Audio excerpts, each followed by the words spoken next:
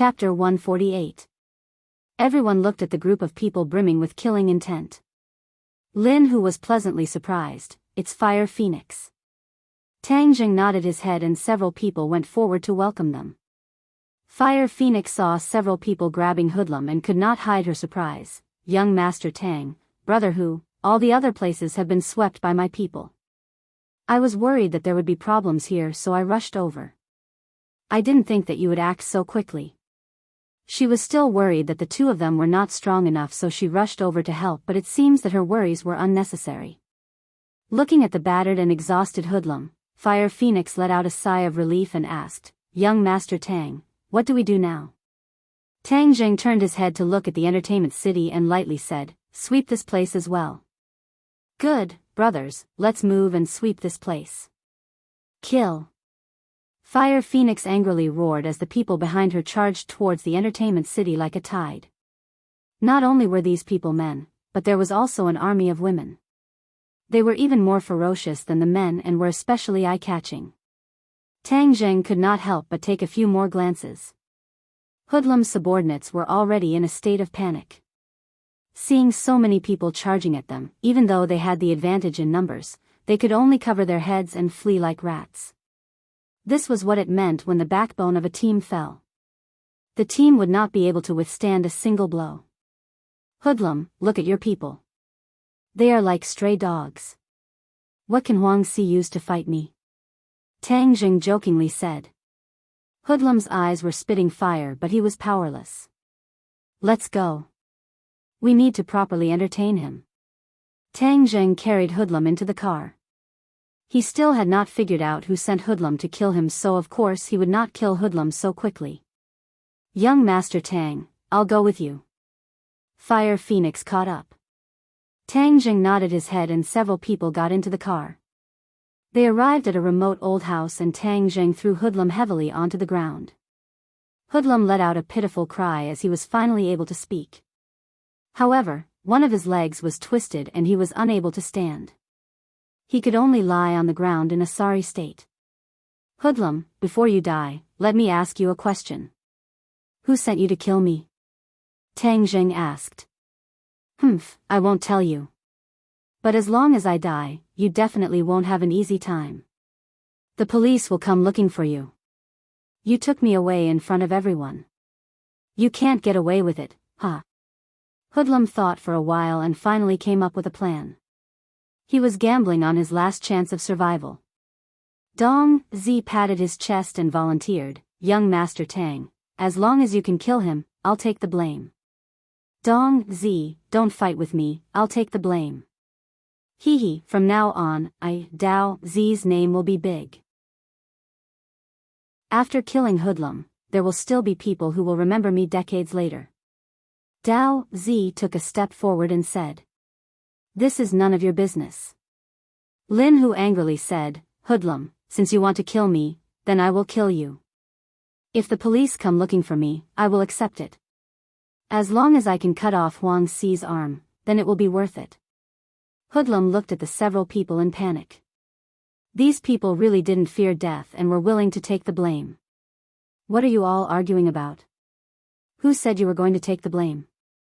Tang Jing coldly glanced at the several people, causing them to immediately shut up. Tang Jing was careless and didn't think of this point. He only wanted to get rid of Hoodlum but didn't think that this would attract the police's attention. However, Hoodlum couldn't be left alive, otherwise there would be no end of trouble. Fire Phoenix looked at Wolf and suggested, "Young Master Tang, we definitely can't leave any evidence for the police to use against us. Tonight's operation was so big that no one died, so it is still within our control. If someone really died and it was Hoodlum, then the police will definitely investigate. For a murder case, the police definitely wouldn't ignore it. Especially when it was a fight in the underworld. As long as someone died, the police would definitely investigate to the end. This had always been the rule and was also a red line. As long as this red line was crossed, then the police would intervene. Lin Hu and Fire Phoenix were well aware of this principle. Only a layman like Tang Jing didn't know. "So it's fine as long as we leave him alive?" Tang Jing asked in a deep voice. Fire Phoenix shook her head and said, "Young Master Tang, if he doesn't die and the police ask him, then it will be troublesome. Moreover, if he doesn't die, then he will think of ways to get revenge. Being remembered by him is not a good thing." Hoodlum's eyes were about to split open as he angrily stared at Fire Phoenix. His last hope of survival had been extinguished. "Fire Phoenix, you slut. If you don't see me die, then you won't be satisfied?" Fire Phoenix stared at him and said, "If you don't die, then of course I won't be satisfied. That year when my husband died, do you dare say you had nothing to do with it? Hung, I regret not getting rid of you that year. That's why you have today. It's too late to regret. Young Master Tang, let me kill him. From now on, take good care of my brothers and I will die in peace." Fire Phoenix said indignantly. Tang Jing shook his head. "No need to say any more. He doesn't need to die and you don't need to convict him. How can we do that? Leaving him alive is a disaster," several people anxiously advised. Hoodlum's eyes lit up as a trace of hope appeared in his heart. As long as he didn't die, then he would have a chance to make a comeback and take revenge. Tang Jing saw the intention in his eyes and coldly said, "Hoodlum, you don't have a chance anymore. Although I won't kill you, from now on you are no longer yourself." Several people looked at Tang Jing in confusion, not knowing what these words meant. They only saw Tang Jing's palm cover Hoodlum's head. Hoodlum lost his head out of fear and shouted loudly, "Tang Jing, what are you doing? Since you won't tell me the secret, then I can only take it myself." Tang Jing used his soul-searching technique and Hoodlum's shouts came to an abrupt end. His eyes stared blankly and gradually became sluggish. The others looked at this scene in shock, not knowing what had happened. After a while, Tang Jing released his hand and Hoodlum was dumbstruck, not reacting in the slightest. "Young Master Tang, what happened to him?" Fire Phoenix asked in shock. "He turned into an idiot. This way he won't be able to take revenge and won't cause trouble for the police." Fire Phoenix's heart trembled as she had underestimated Tang Jing. She didn't think that he would have such a method. Lin Hu hatefully said, "This is simply letting him off too easily. But this is also the best outcome. Throw him outside Huang Xi's house and see how that old dog reacts." Tang Jing ordered. Lin Hu's eyes lit up. "Right, Huang Xi's expression will definitely be wonderful when he sees him. His proudest disciple, his personal chosen representative, has turned into an idiot. This is simply a joke." Tang Jing wasn't happy as he was shocked by the secret in Hoodlum's mind. The mastermind behind all of this was actually Song Donghua. Speaking of which, he didn't have any deep enmity with Song Donghua as he was only pretending to be Lu Qingmei's boyfriend. He didn't think that Song Donghua would hold a grudge and actually want his life. "Lu Qingmei, I'm afraid you didn't think that pulling me to put out the fire would almost push me into a fire pit." Tang Jing mocked himself as if he didn't use the soul-searching technique to obtain this information, he would also find it hard to believe. "Song Donghua, I have no enmity with you. Since you want to kill me, I won't let you off so easily." Song Donghua was after all a government official, so Tang Jing couldn't directly kill him. However, the most painful thing for a government official was not to kill him but to destroy his career. The information in Hoodlum's mind could easily destroy Song Donghua's career. This was because every time Hoodlum gave Song Donghua money, there was a record and even a recording. This was why Hoodlum was a smart person and knew to grab hold of the other party's weakness. Otherwise, when Song Donghua bites back at him, he wouldn't be able to defend himself. This actually benefited Tang Jing. "Tiger, Fire Phoenix, Huang Xi has suffered a great defeat this time, so he will definitely be enraged. Therefore, the two of you better take care of yourselves. It would be best if you don't go out during this period of time. I will find some time to meet with Huang Xi. Once I settle everything, you two can then show off your skills." Tang Jing warned. "Young Master Tang, when are you going to deal with Huang Xi?" "I will go with you. He killed my husband, so I want to personally kill him and avenge my husband," Fire Phoenix hatefully said. "Dealing with Huang Xi, it would be better for me to go." You two can just wait for my results. Tang Zheng did not agree as Huang Si was too powerful. When the time came, he would have to use magic and he did not want others to see it. Seeing that Tang Zheng had already made up his mind, the two of them had no other choice but were curious as to what methods Tang Zheng would use. After the few of them separated, Tang Zheng went to Hoodlum's house. The record and recording were all hidden in a safe. He easily snuck in and found that there was no one in the house. He directly walked in front of the safe, put on the gloves he had prepared and entered the password. With a kacha sound, the safe opened. Tang Zheng immediately saw the record and a thumb drive. In addition, there was actually a lot of money in the safe, probably no less than $1 million. Hey, this is really an unexpected harvest. But since I came, I can't go back empty-handed. Tang Zheng found a big bag and stuffed the $1 million in cash into it. He then took it home and had a good night's sleep, completely ignoring the chaos in the ordinary balance underworld. Early the next morning, he carried his bag and arrived at school. Coincidentally, he saw Lu Qingmei coming out of the car, so he went to greet her. Teacher Lu, good morning. Lu Qingmei raised her head and suspiciously looked at Tang Zheng. Did the sun rise from the west? This little brat had always been avoiding her, but this time he actually took the initiative to greet her. Lu Qingmei slightly nodded and said, "What's the matter?" Tang Zheng took out a bag from his bag and handed it over to her and said, Teacher Lu, I have a few things for you. What is it? Lu Qingmei was very curious. Good stuff. Tang Zheng mysteriously smiled. Didn't you want to kick away that annoying fly, Song Donghua? The things in here can do that. As long as Song Donghua's career ended, he would be too embarrassed to continue bothering Lu Qingmei. This blow was definitely more painful than death. Seeing Tang Zheng acting so mysteriously and making such a solemn vow, Lu Qingmei's curiosity was piqued. During this period of time, she had been annoyed to death by this stubborn dog skin plaster. Last time's ball did not seem to have dispelled his enthusiasm. She really did not know how this person's skin was so thick. Where did you get these things? Lu Qingmei asked. Tang Zheng shrugged his shoulders. I picked them up on the side of the road. I thought they would be useful to you, so I gave them to you. After speaking, he waved his hands and confidently walked towards the classroom. Lu Qingmei stared at him and muttered to herself, Hang, you're so young yet you dare to act cool in front of me. I want to see what you gave me. If you dare to play tricks on me, I won't forgive you. She opened the bag and saw the account book. After flipping through a few pages, her face changed. Chapter 149. As the daughter of the governor, Lu Qingmei had been exposed to too many official matters from a young age.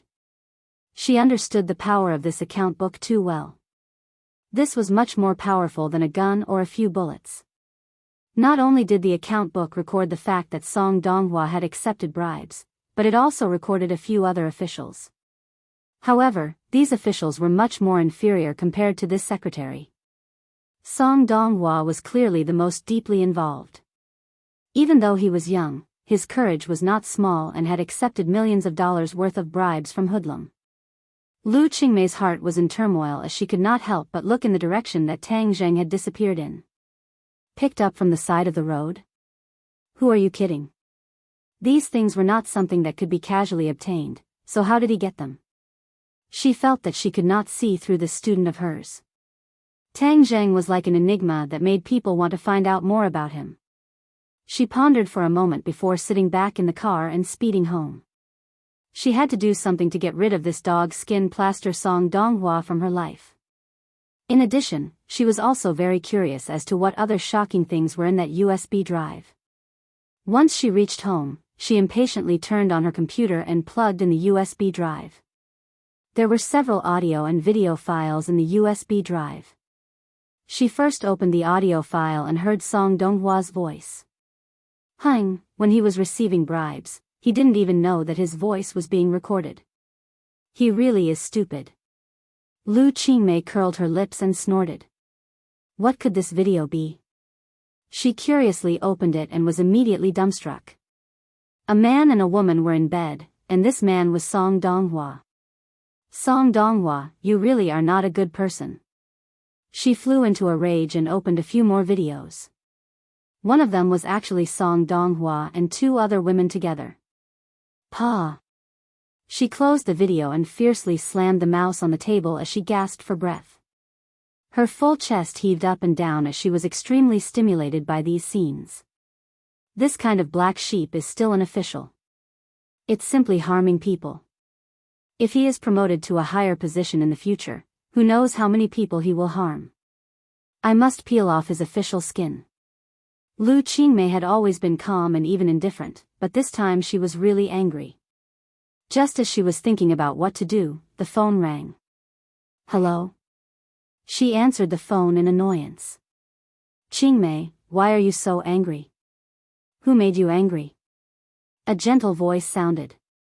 Lu Qingmei's expression changed slightly as she asked in a stiff tone, why are you looking for me? Can't I call you if there's nothing? I'm your father. How are you doing in ordinary balance?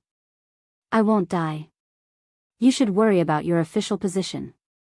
I don't have anything for you to worry about. Lu Qingmei said coldly.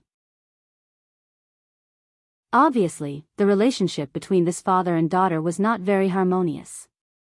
Father Lu did not mind as if he was already used to her attitude and said, yesterday your uncle Jiang and his secretary Xiao Song came to see me and talked about you. You said the two of them went to see you and Song Donghua? Lu Qingmei interrupted his words. That's right. I heard that Xiao Song is chasing you. This child looks quite mature. You can observe him. You're not young anymore. It's time to consider your marriage. Father Lu said earnestly. So you're saying that Song Donghua is very suitable to be your son-in-law? Lu Qingmei suppressed her anger and asked. I didn't say that I had decided on him, but since the two of you are of a suitable age, you can try to interact with him. Huh, your eyes are really good. Lu Qingmei was so angry that she laughed. I'll send you a few things. You can take a look at them before commenting. She slammed down the phone and sent a recording and a video over. Not long after, her phone rang again. Father Lu's voice became serious and even a little angry. Where did you get these things? You don't need to know where I got them. Didn't you say that Song Donghua was very good? Then what are your thoughts after seeing these? Lu Qingmei jokingly asked. Father Lu said in a deep voice, I only met him once so I don't have a complete understanding of him. However, how does Jiang Yongda lead his troops? He actually kept such a black sheep by his side? Ah, this kind of person is an official. No wonder so many people are scolding you as officials. None of you are good people. Her words also included her own father. Father Lu did not mind and helplessly said, Qingmei, after so many years, are you still angry at me for what happened that year? To you, it has been many years, but to me, it seems like it was just yesterday. I can't forget. Lu Qingmei's voice was filled with anger and heartache. Father Lu did not continue this topic and said, since Song Donghua is this kind of person, then we can't let him continue to fish in troubled waters. I will have Jiang Yongda thoroughly investigate. Don't make a big noise. Later, I will send this information to the Commission for Discipline Inspection. Qingmei, don't act recklessly. Song Donghua is Jiang Yongda's secretary. If the Commission for Discipline Inspection investigates Song Donghua, then what if it implicates Jiang Yongda? Father Lu sternly said. Lu Qingmei loudly laughed. As expected, you officials are all jackals of the same tribe, afraid of being implicated. If he is clean, then why would he be afraid of being implicated? Whether he is clean or not, it is not up to you to decide. The struggle in the government is very complicated and is not as simple as you think. Even if he is clean, he will still be implicated because of this matter. Listen to me, you cannot act recklessly. Your uncle Jiang is the next candidate for the municipal committee secretary. You cannot drop the ball at this time. Father Lu warned. Jiang Yongda was one of his people. If he was investigated, then his reputation would not be good. Moreover, in the future, Jiang Yongda would be a great help to Father Lu. The considerations of those in the government were far more complicated than others. Lu Qingmei, as the daughter of a government official, was very clear about the stakes involved. She compromised and said, "Fine, then I will see what kind of result you will give. If it does not satisfy me, then I will definitely not give up." Lu Qingmei angrily hung up the phone and fiercely stared at the computer, jackals of the same tribe. Song Donghua did not know that his fate had quietly changed. He had contacted Hoodlum early in the morning to ask about Tang Zhang's results. However, he found that his phone could not be reached. He could not help but feel angry. What was this Hoodlum doing? He could not even deal with a high school student. He was becoming more and more useless. If it was not for the fact that he was generous and gave money very quickly, he would not have bothered with him. Forget it, let's wait a bit more. In any case, this Tang Zhang is dead for sure. He dared to come between me and Lu Qingmei. He is simply seeking his own death. He arrived at the city hall and walked towards his office. Along the way, many people respectfully greeted him. He was arrogant and enjoyed the admiring and envious gazes of others. He believed that as long as he could deal with Lu Qingmei, there would be even more people looking at him with such gazes. He would then reach a height that these people could not reach. This is my fate. Fate has allowed me to meet Lu Qingmei. If I do not take advantage of her, then wouldn't it be a waste? A waste would be shameful. He was very pleased with himself. His mind could not help but think of Lu Qingmei's curvy figure. His heart was burning. When would he be able to get her on his bed? Thinking of this, the desire in his heart surged even higher and became restless. Later, I will ask Hoodlum to arrange another woman for me. Last time, that pair of sisters was truly ecstatic. While thinking, he walked to the door of his office. He tidied up his clothes and returned his face to normal. He then pushed open the door and entered. "Boss, you came so early." He saw Mayor Jiang Yongda standing in front of the window, looking out with a serious expression. When Jiang Yongda heard this, he turned around to look at him and said, "Come in with me." Song Donghua was Jiang Yongda's secretary. Their offices were connected. Jiang Yongda's office was inside while Song Donghua's was outside. If an outsider wanted to report to Jiang Yongda, then they would have to wait in the outside office for Song Donghua to report.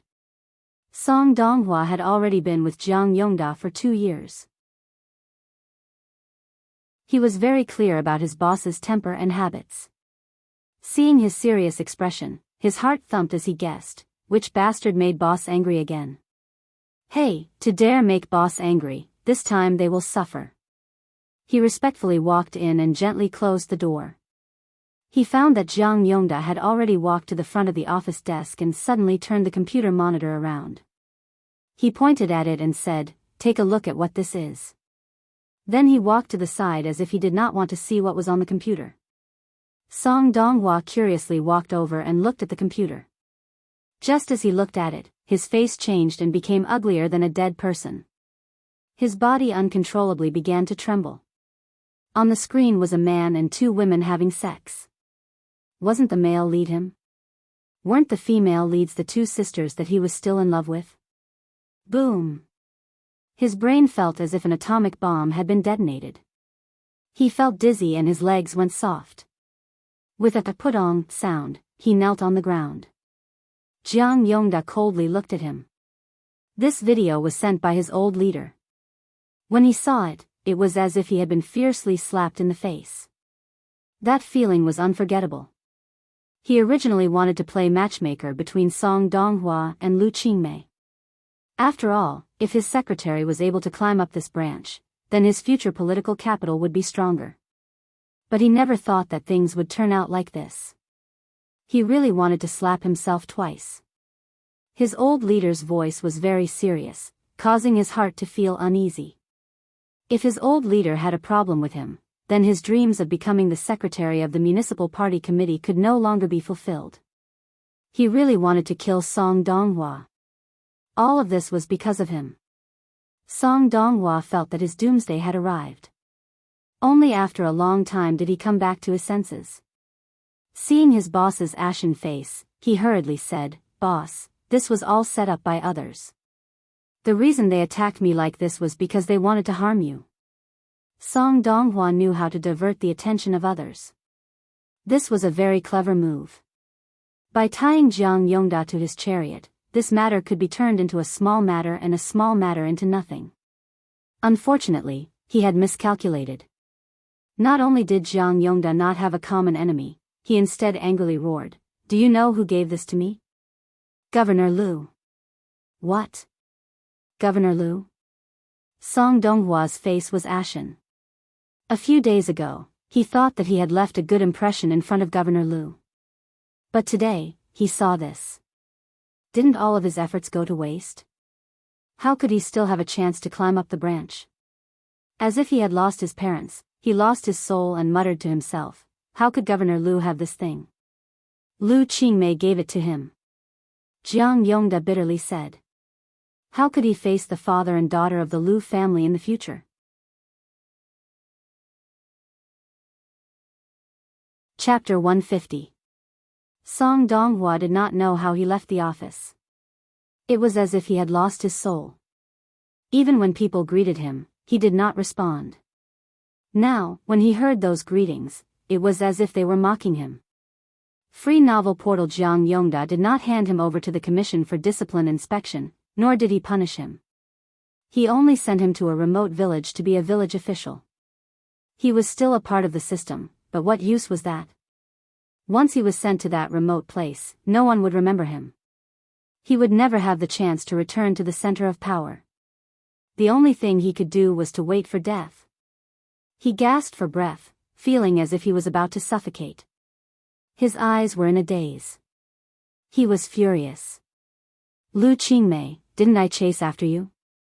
You actually used such a method to deal with me. You instantly knocked me from the immortal realm to the mortal realm. Too ruthless. Also, hoodlum, you actually secretly recorded it and that damned video." He was filled with regret and hatred, but he did not dare look for Hoodlum for revenge. Before, he could rely on his status to make Hoodlum treat him with respect, but now he was nothing. Looking for Hoodlum? That was simply seeking death. Thus, he transferred all his hatred and anger onto Lu Qingmei. It was all because of this woman that my reputation was ruined. I lost everything. Without power, what difference is there between me and death? You won't let me have an easy time, so I won't let you have an easy time either. At worst, we will all die together. Before I die, I will obtain you and let you know how powerful I am. Song Donghua's eyes were filled with anger and hatred as he reluctantly looked back at the majestic city hall.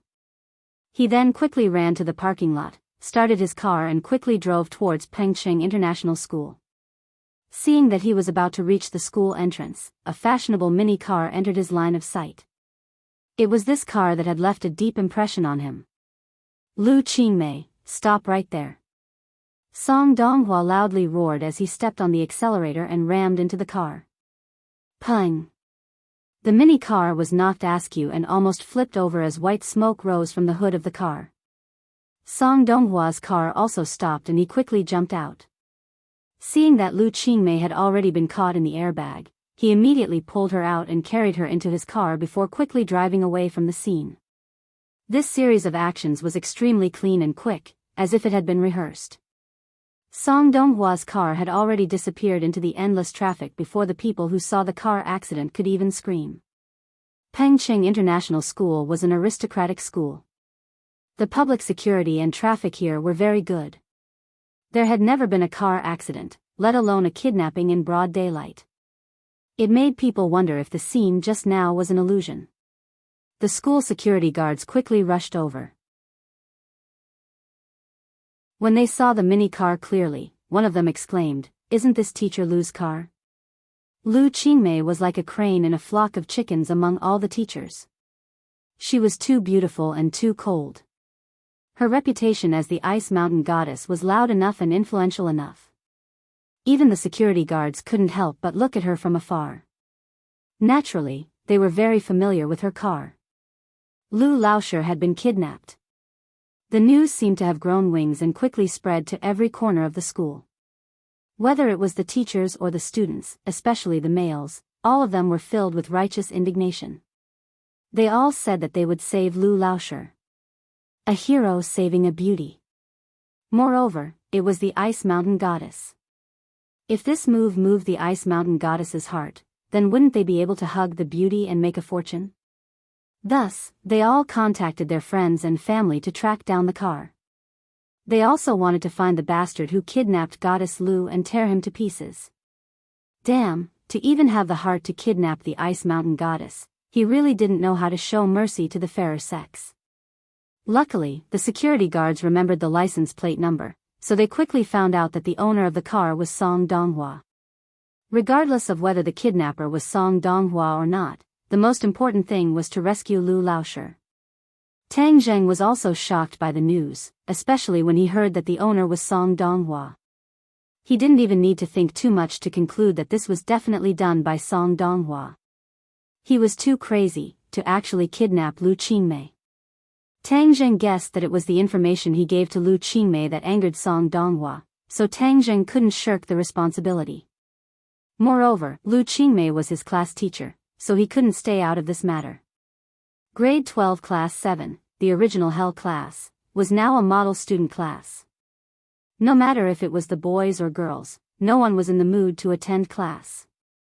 They all clamored to find Lu Laoshi and mobilize the power of the masses to find that bastard. While everyone was brainstorming, Tang Zheng walked out of the classroom. Feng Yong looked at him and shouted, "Boss, where are you going?" "We are discussing how to save Lu Laoshi." "I'm going to the restroom." Tang Zheng quickly walked to the end of the corridor and dialed Lin Hu's number. "Hu Zi, help me find a car. A bastard kidnapped my class teacher and she is currently in this car. Even if you have to dig 3 feet into the ground, you have to find her." Lin Hu hurriedly said, "Which bastard dares to kidnap young Master Tang's class teacher?" "Young Master Tang, what car is this?" Tang Zheng hurriedly described the car's license plate, model, and color. He had seen Song Donghua drive this car before, so it had left a deep impression on him. "Young Master Tang, don't worry. Now that Ordinary Balance is our brother, we will definitely find this bastard," Lin Hu said with righteous indignation. "Go and do it quickly. Inform me as soon as you have any news," Tang Zheng urged. "Hey, who are you calling?" Yi Dingdang unknowingly appeared behind Tang Zheng and fiercely patted his shoulder as she asked. Tang Zheng jumped in fright and shouted, "Hey, Yi Dingdang, people can scare people to death. In the future, don't secretly stand behind me. Be careful that I don't hurt you."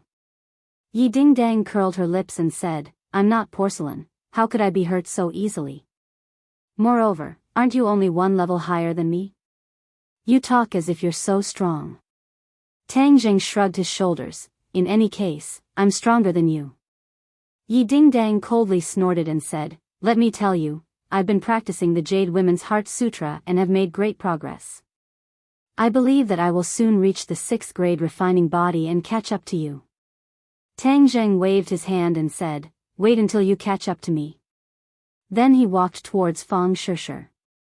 Seeing the two of them holding hands intimately, Yi Dingdang angrily stomped her feet and gritted her teeth as she muttered, "Show off your love and break up quickly." Fang Shishi held on to Tang Zheng and worriedly said, "Tang Zheng, do you think something will happen to Teacher Lu?" Tang Zheng shook his head as he did not dare to guarantee anything. Without a doubt, Song Donghua had already lost his wolf, and with his vengeful personality, he was capable of doing anything. If something really happened to Lu Qingmei, Tang Zheng would feel very guilty as he had an unavoidable responsibility. "Do you have a way to save Teacher Lu? Don't you know some friends from the underworld?" Fang Shishi asked.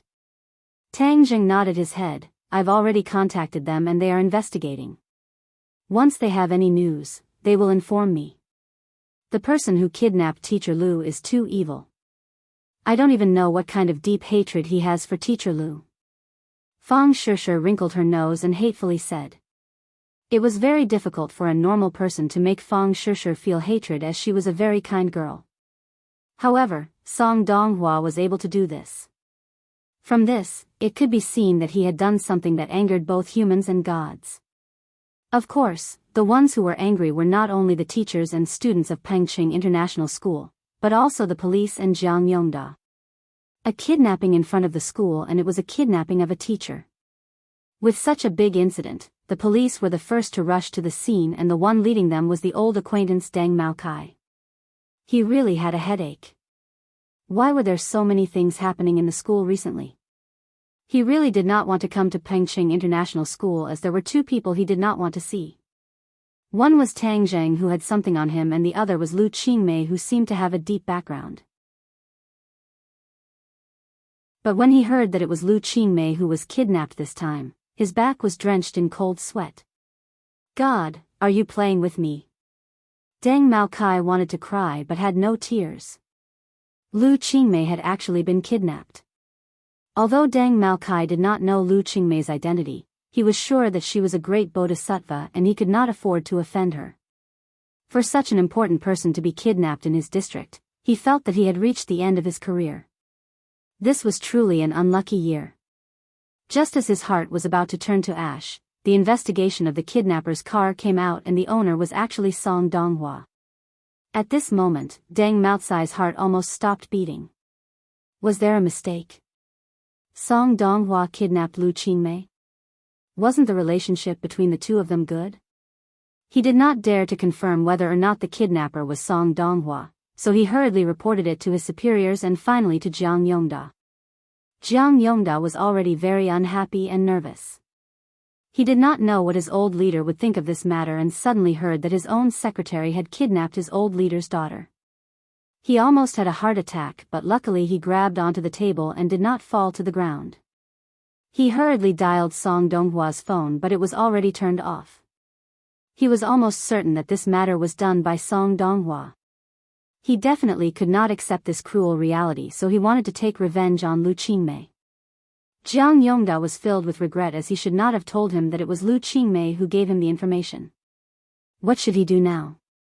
He immediately gave the order to mobilize the entire city's police force to use all means to track down the two people's whereabouts. Then, he fearfully dialed his old leader's number. This news was too important and he did not dare to hide it. Afterwards, he did not even remember how he finished explaining this matter. In short, the old leader was very angry, and the usually cultured and refined leader almost cursed out loud. Jiang Yongda knew how much the old leader treasured his daughter and truly treated her as the apple of his eye. But now she had been kidnapped by his secretary. Jiang Yongda felt that his career had come to an end. Secretary of the Municipal Committee, stop dreaming. But even if he had to retire, he had to rescue Lu Qingmei. Moreover, he had to rescue her unharmed. Otherwise, he would die a very ugly death. Jiang Yongda cursed Song Donghua's 8 generations of ancestors. Song Donghua, you really deserve to die.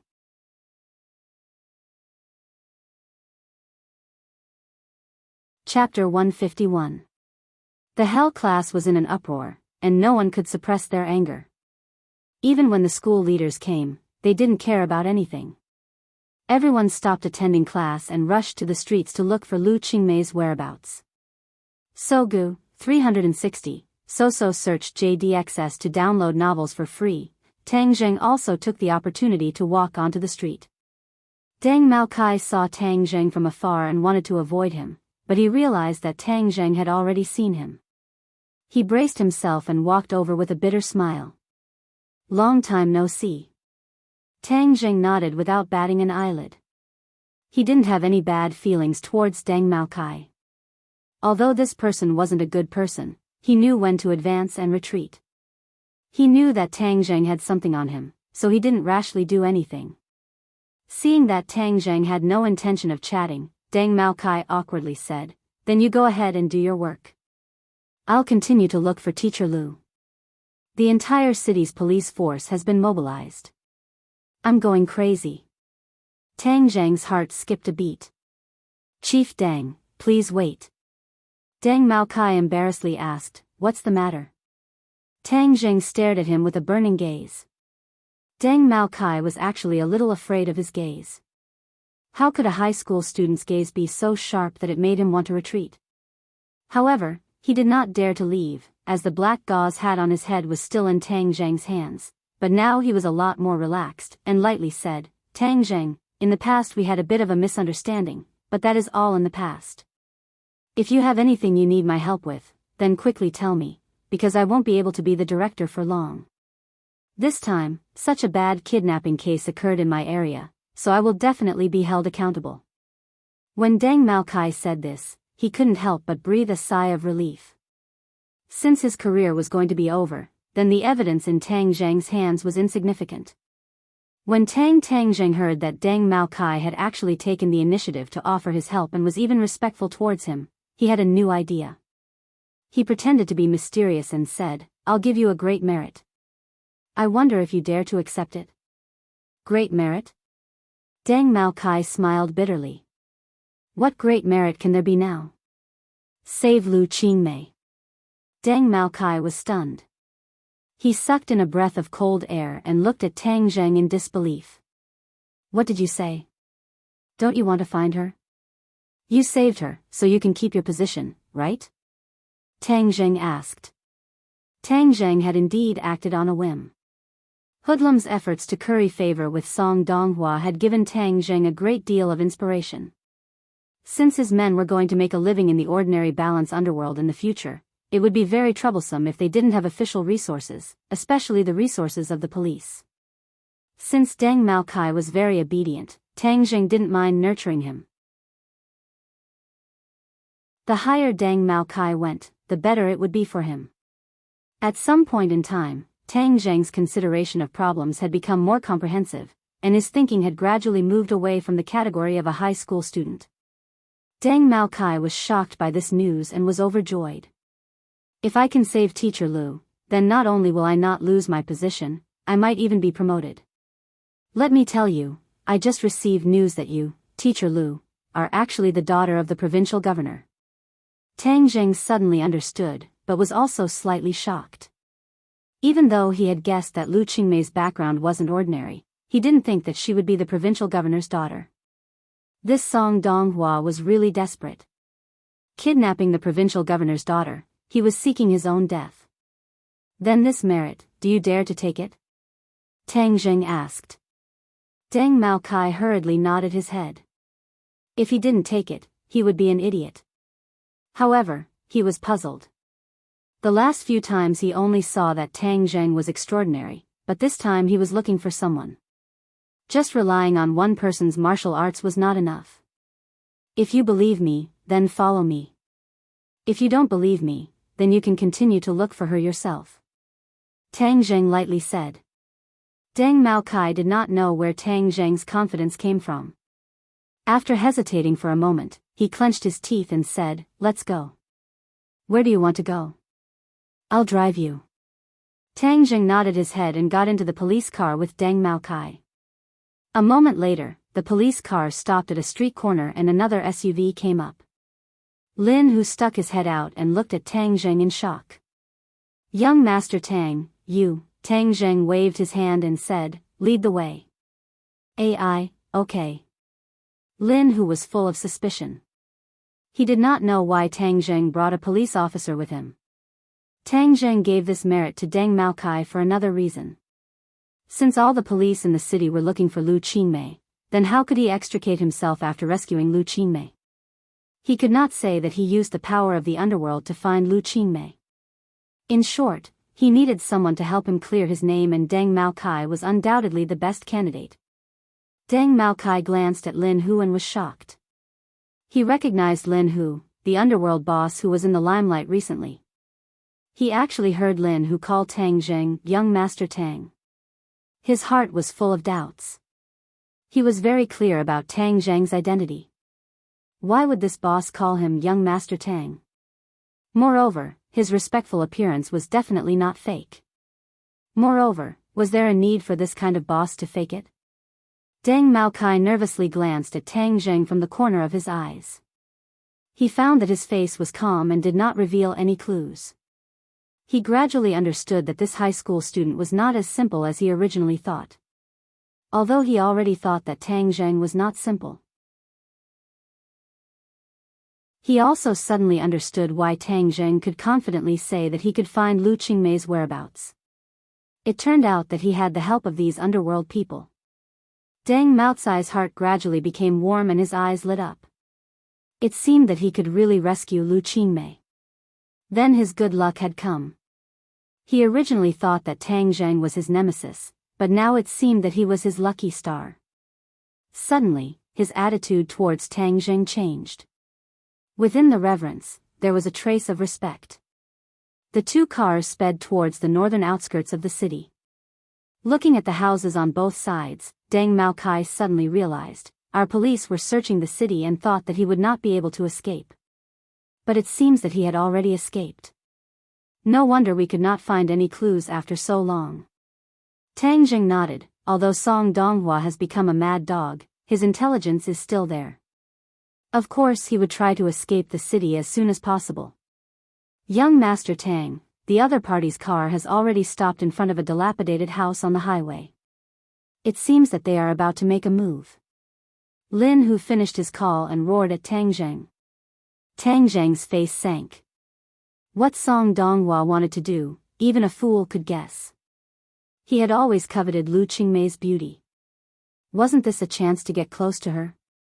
Quick, let's go faster. Tang Zheng roared. The two cars also roared as they increased the throttle and sped towards their destination. Song Donghua really did want to do something. After he successfully kidnapped Lu Qingmei, his mind became much clearer. He knew that he had made a big mistake, but there was no medicine for regret in this world. He could only walk down this path to the end. But he did not want to be caught, so he took advantage of the time when the police had not yet reacted and sped towards the northern part of the city. The northern part of the city had a complicated terrain and the surveillance was the worst. He could take advantage of this to escape. Additionally, the northern part of the city was easy to get out of the province, making it even easier for him to escape. Seeing that there were no cars chasing after him, Song Donghua's anxious heart finally relaxed. He discovered that Lu Qingmei was still unconscious, but her voluptuous figure made him unable to concentrate on driving. Seeing an abandoned courtyard on the highway, his heart was moved. Since he had time, why not take advantage of this opportunity to eat this beauty that he had been drooling over for so long? His desire immediately took control of his thoughts as he turned the steering wheel and drove into the courtyard. The courtyard was surrounded by walls and he parked his car inside. The people outside would not be able to see him. He impatiently carried Lu Qingmei out. That soft and delicate feeling caused his blood to boil. He could not wait to immediately take advantage of Lu Qingmei. Song Donghua looked tall and strong, but after living like a prince for so many years, he did not have much strength. Carrying Lu Qingmei, who was around 100 kilograms, was still a bit strenuous. He huffed and puffed as he carried her into the house and threw her onto a pile of straw. Pung! Lu Qingmei felt the pain and finally woke up. She was in a daze and her head was still a bit dizzy. She only remembered that her car had been hit and then she was knocked unconscious by the airbag. She forced herself to open her eyes and gradually saw her surroundings. She could not help but be astonished. Where was this place? Why was it so dirty and messy? Slut, this time you are mine. This daddy will let you know my strength. Suddenly, an angry roar caused Lu Qingmei's nerves to instantly tighten, and a sense of crisis spontaneously arose. Song Donghua, it's you. What do you want? Lu Qingmei finally saw the person in front of her. His face was completely different from the cultured and refined person from before. His face was gloomy and his face was filled with madness and lust. Her heart jumped to her throat as she said, Song Donghua, don't do stupid things. You are an adult. Do you know what this means? F***ck, don't lecture me. Right now it is this daddy who has the final say. Song Donghua suddenly roared. Lu Qingmei's heart trembled as she subconsciously shut her mouth. Suddenly, Song Donghua proudly said, Slut, you dare to act all high and mighty in front of this daddy? I tried so hard to chase you but you did not appreciate it at all. Instead, you got together with your student, Tang Zheng. So it turns out you like that kind of brat. You really are a slut. Lu Qingmei raised her eyebrows and angrily said, Song Donghua, don't slander me. There is nothing between me and Tang Zheng. But at the same time, she could not help but remember that night when she had intimate contact with Tang Zheng. Something had indeed happened between the two. Hang, do you think this daddy will believe you? Although you have already been done by that brat, this daddy does not mind doing it again. I have been waiting for this day for a long time. Song Donghua's eyes were filled with lust. No, Song Donghua, do you know that this is a crime? Do you want to go to jail? Huh, jail? In any case, I already have nothing. What is the difference between that and jail? Isn't all of this thanks to you? You actually collected dirt on me and had Jiang Yongda send me to a remote village. What is the difference between that and killing me? Since you don't want me to have an easy time, then I won't let you have an easy time either. But I will bring you along with me. I can do whatever I want with you and whenever I want with you. Huh, you never thought that there would be a day like this, right? You are crazy. Lu Qingmei's face was deathly pale as she looked around. She did not know where she was and she wanted to run, but there was nowhere to run.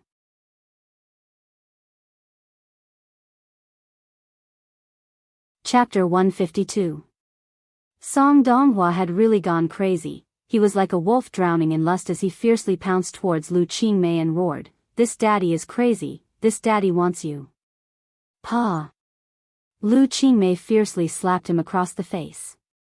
Net, but this did not make him afraid. Instead it aroused his ferocious nature as he fiercely grabbed Lu Qingmei's hands and pressed them against the grass. At this moment, Lu Qingmei's towering chest became even more firmly attracting Song Donghua's gaze. He licked his lips and exclaimed, "So big, you must have let that little brat Tang Jing play with you many times. Now it's this daddy's turn to play with you." Lu Qingmei was heartbroken. Although she usually had a cold appearance, it did not mean that she was indifferent to this kind of situation. She felt disgusted, ashamed, and also a deep sense of despair. This was truly a situation where she could neither cry for help nor cry for help. At this moment, she could not help but think of the scenes of heroes saving beauties in movies, but this was reality.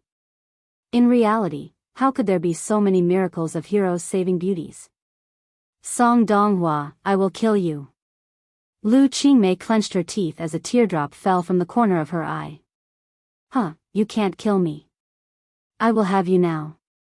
Song Donghua grabbed her shirt and fiercely tore it apart, causing the buttons to fall off, revealing her black bra and the snow-white skin underneath. Song Donghua's eyes were about to spit out fire as he forcefully swallowed his saliva and exclaimed, "So big and so white, this daddy wants to properly taste it." No! Lu Qingmei screamed, but Song Donghua had already grabbed her bra and used all his strength to knead it. Huh, this is so good.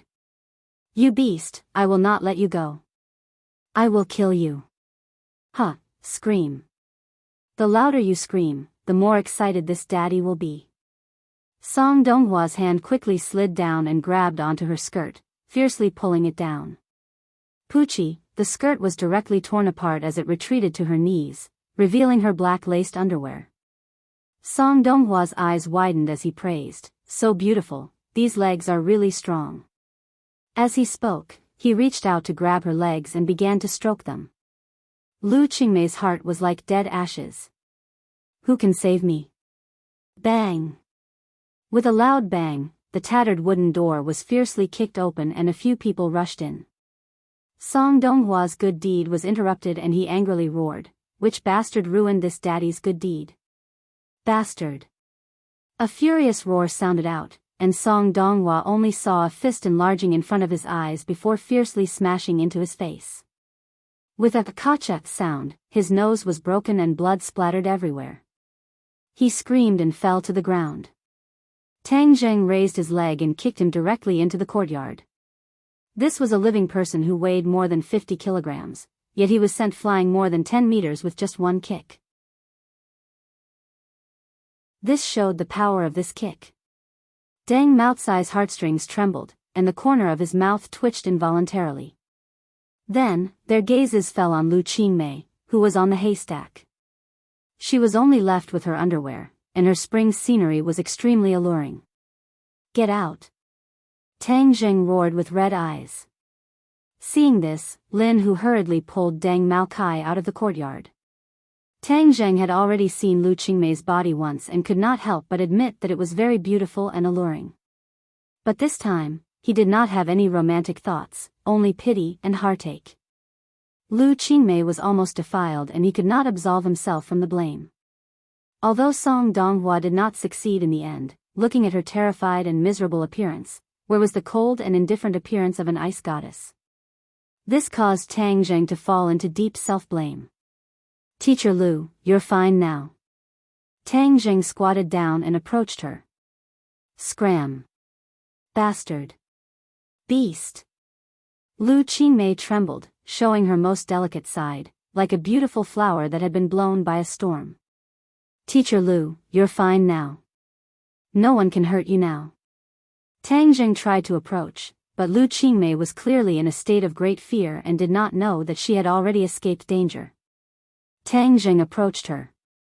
Although her beauty was alluring, he still quickly took off his clothes and prepared to put them on her. Seeing him take off his clothes, Lu Qingmei was even more agitated and crazily roared, "Beast, you're not allowed to come near me." She then stretched out her hand and hit Tang Jing. Her bra was already loose and with her movement, 2 large snow-white breasts suddenly jumped out and trembled in front of Tang Jing, emitting endless temptation. Tang Jing resisted the urge to touch them with great difficulty. Seeing Lu Qingmei pouncing towards him, he opened his arms and quickly pulled her into his embrace. Lu Qingmei, on the other hand, seemed to have gone mad as she punched and kicked Tang Jing. Seeing that it had no effect, she bit his shoulder. Hiss. Tang Jing sucked in a breath of cold air. "Are you a dog? I'm trying to save you, but you bite me." Tang Zheng wanted to cry but no tears came out. Moreover, he had already taken off his clothes. His bare chest was tightly pressed against Lu Qingmei's chest. She was kicking and making a fuss, constantly rubbing against him.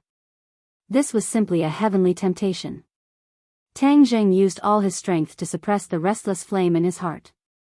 He quickly put his clothes on her body and shouted, "Lu Qingmei, wake up." This roar was like a sudden clap of thunder. It blew her mind and made her stop moving. "Teacher Lu, you're safe now. Quickly put on your clothes." Seeing that her eyes gradually regained their luster, Tang Jing quickly comforted her. Lu Qingmei finally regained her consciousness. She stared blankly at Tang Jing. So there really was a hero saving a beauty and it happened to her. At this moment, she had mixed feelings. There was the joy of surviving a calamity and also a deep gratitude towards Tang Zheng.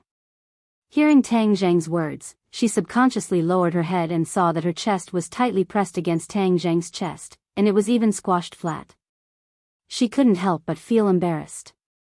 Facing Tang Zheng, she didn't seem to have the same nausea as before. The natural shyness of a woman returned to her body. She quickly grabbed Tang Zheng's clothes and wrapped herself up, blocking the scene that was tempting to commit a crime. Tang Zheng let out a sigh of relief. If this continued, he would follow in Song Donghua's footsteps. The temptation was simply too great. "Put on your skirt as well," Tang Zheng reminded. Although the skirt was torn a little, it could still cover some of the important parts. Lu Qingmei's face turned red all the way down to her neck. She quickly put on her skirt and buttoned up her bra, covering most of the scenery. Now, she was wearing Tang Zheng's large t-shirt which barely covered her buttocks. Below, she was wearing a skirt with a large hole in it. Her white thighs were faintly discernible. At this moment, Tang Zheng still underestimated her charm. This half-covered scenery was even more tempting than before.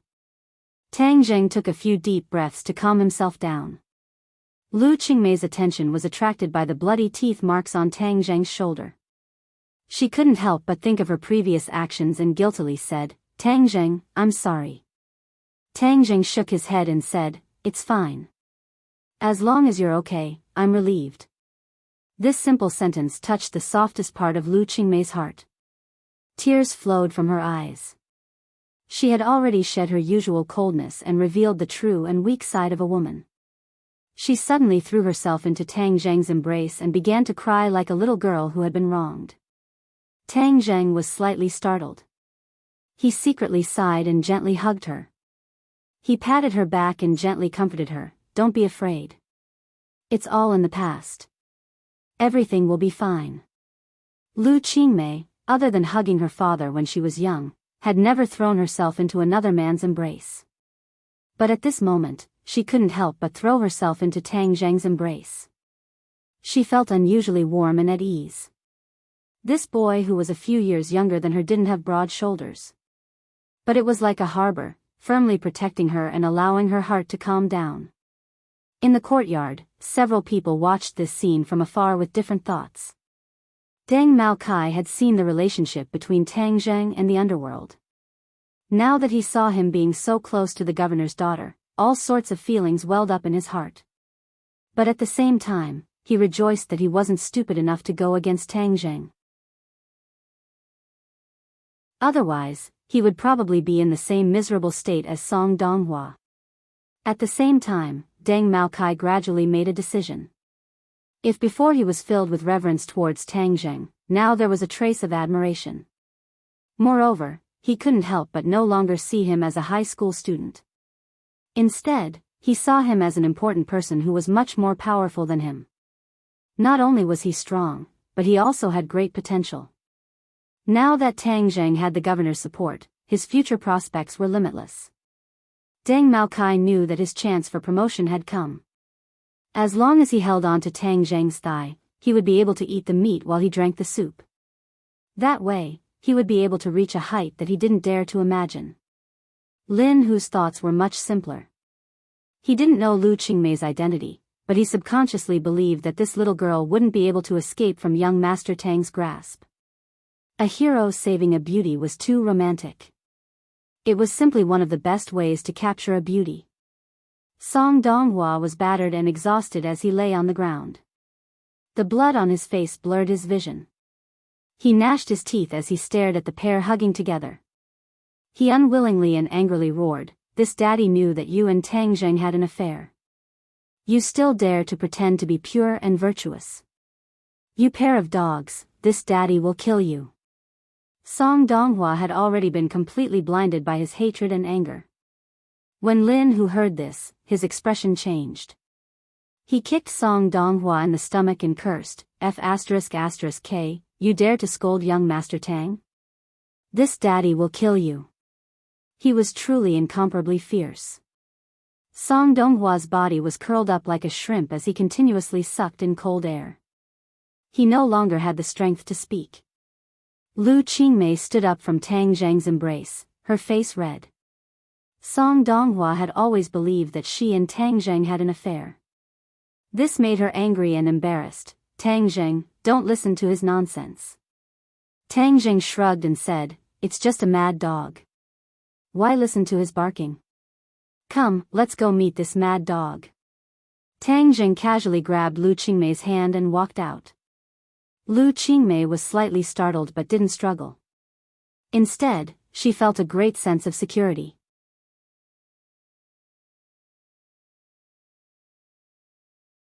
Chapter 153.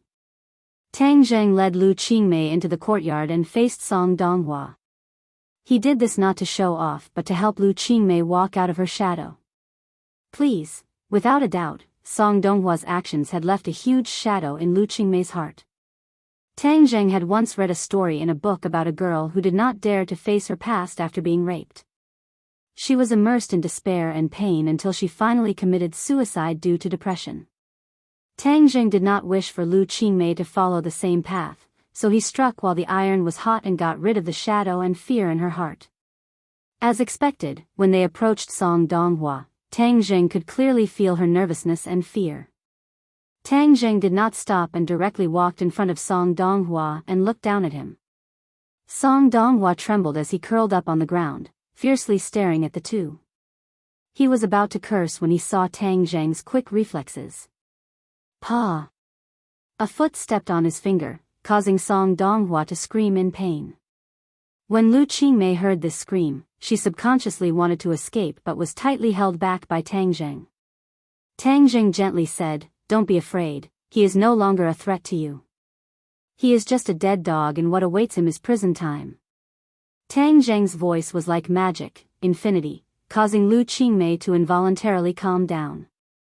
Looking at the painfully screaming Song Donghua, the fear in her heart gradually disappeared and she fiercely said, "This kind of person must be severely punished, otherwise who knows how many more people he will harm." Tang Zheng let out a breath of relief. As long as she dared to face Song Donghua, the shadow in her heart would disappear by more than half. He nodded and said, "He can forget about harming others in the future." "Chief Deng, why haven't you arrested him yet?" Deng Maokai was eager to show off in front of Lu Qingmei. He fiercely lifted Song Donghua up and took out a pair of handcuffs to cuff him before dragging him to the side. Tang Zheng then said to Lin Hu, "You guys go back first." Lin Hu and the others didn't say much and quickly left the courtyard. "Who are they?" "My friend." "How did you find this place?" Tang Zheng pointed at Deng Maokai who had walked to the entrance of the courtyard and said, "Chief Deng felt that Song Donghua would run in this direction, so he brought me along to chase after him. Fortunately, we arrived in time." Deng Maokai stopped and nodded towards Lu Qingmei. He was secretly delighted as he quickly dragged Song Donghua into the car. "Let's go back," Tang Zheng said. Lu Qingmei nodded as the two held hands like a couple as they sat in the police car. Song Donghua was directly stuffed into the trunk as no one wanted to see him. "Are we going to the police station?" Deng Maokai turned a blind eye to their intimate actions and asked cautiously. Lu Qingmei nodded. Deng Maokai acted as if he had been injected with chicken blood as he sped towards the police station. On the way, he had already informed his superiors that he had already rescued Lu Qingmei and had even captured Song Donghua. This news seemed to have grown wings as it quickly spread to the ears of the relevant personnel. So when Tang Zheng and the others arrived at the police station, they were followed by a long line of cars. Many people almost trotted over, and the one at the front was Fang Jiangyongda. When he heard the news that Lu Qingmei was safe and sound, the stone in his heart was slightly lifted and he rushed over without stopping. But when he saw Lu Qingmei's appearance, he couldn't help but feel his heart beating wildly. Although Song Donghua did not succeed in the end, it was clear that he had already begun his beastly actions. This could be seen from the fact that Lu Qingmei was wearing someone else's clothes. Of course, he also saw the topless Tang Zheng, but he couldn't care less about Tang Zheng as he quickly walked in front of Lu Qingmei and said with concern, "Qingmei, it's great to see that you're fine. I was worried to death." Lu Qingmei once again returned to her cold appearance and was even colder than before. She didn't even have the slightest trace of a smile and didn't say a word. Jiang Yongda awkwardly coughed as his gaze turned towards Song Donghua. He immediately flew into a rage and fiercely slapped Song Donghua's face as he angrily roared, "Song Donghua, you bastard! You actually dare to kidnap someone in broad daylight. Who gave you the dog guts?" Song Donghua was like a stray dog as he hung his head dejectedly. He didn't even dare to talk back as he obediently hid beside the car. He no longer had any of his previous arrogance. Relying on his anger to commit such a vile crime, he clearly knew what kind of result awaited him. Put on. His legs went soft and he knelt in front of Lu Qingmei. He kowtowed like he was pounding garlic and begged, "Qingmei, please forgive me. I didn't do it on purpose. Please spare me and tell them not to send me to prison." Lu Qingmei's face was cold as she didn't say a word. Seeing this, Jiang Yongda hurriedly waved his hand in disgust, "Drag him away. Qingmei, please let me go. I'm not a human, I'm a beast. Please let me go." Song Donghua desperately begged. "Since you admit that you're a beast, then you should be locked up in a cage," Lu Qingmei said without any trace of politeness. Jiang Yongda hurriedly gave a look to his subordinates and Song Donghua was dragged into the police station. Ga.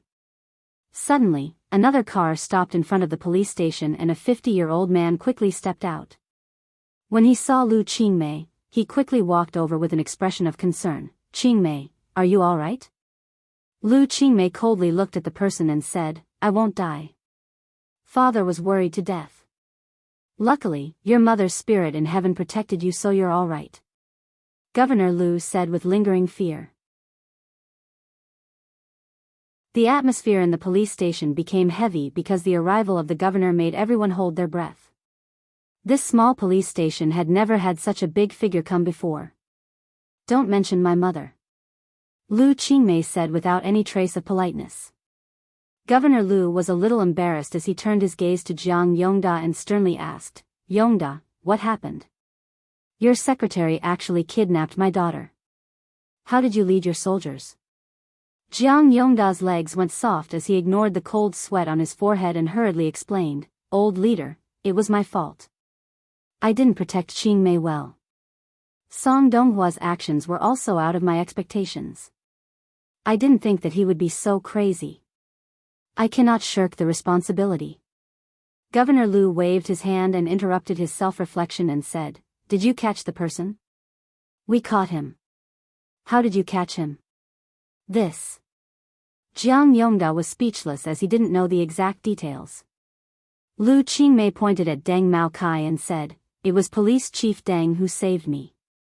Deng Maocai's heart bloomed with joy. This joy was even stronger than when he first married his wife. He used all of his willpower to hold back his smile, solemnly saluting Governor Lu, sonorous and powerful as he said, This is what I should do as a people's police officer. Governor Lu looked deeply at Deng Maokai and took the initiative to extend his hand. Deng Maokai hurriedly grasped it with both hands as his excitement was written all over his face. Only this kind of police officer can protect the people. Good. Governor Lu praised. Everyone else looked at Deng Maokai with envy. This little brat had run into dog shit luck to actually obtain such a large contribution. With Governor Lu's words, Deng Maokai was definitely going to be promoted. Deng Maokai was extremely excited as he couldn't help but secretly look at Tang Zheng. All of this was bestowed upon him by Tang Zheng. Suddenly, he felt that Tang Zheng was simply his second parent. Tang Zheng was shirtless and was particularly eye-catching in this group of officials and police officers. However, his eyes were focused on his nose and his nose was focused on his heart. He didn't have stage fright at all. Governor Lu's gaze finally fell on Tang Zheng's body as he asked, This is?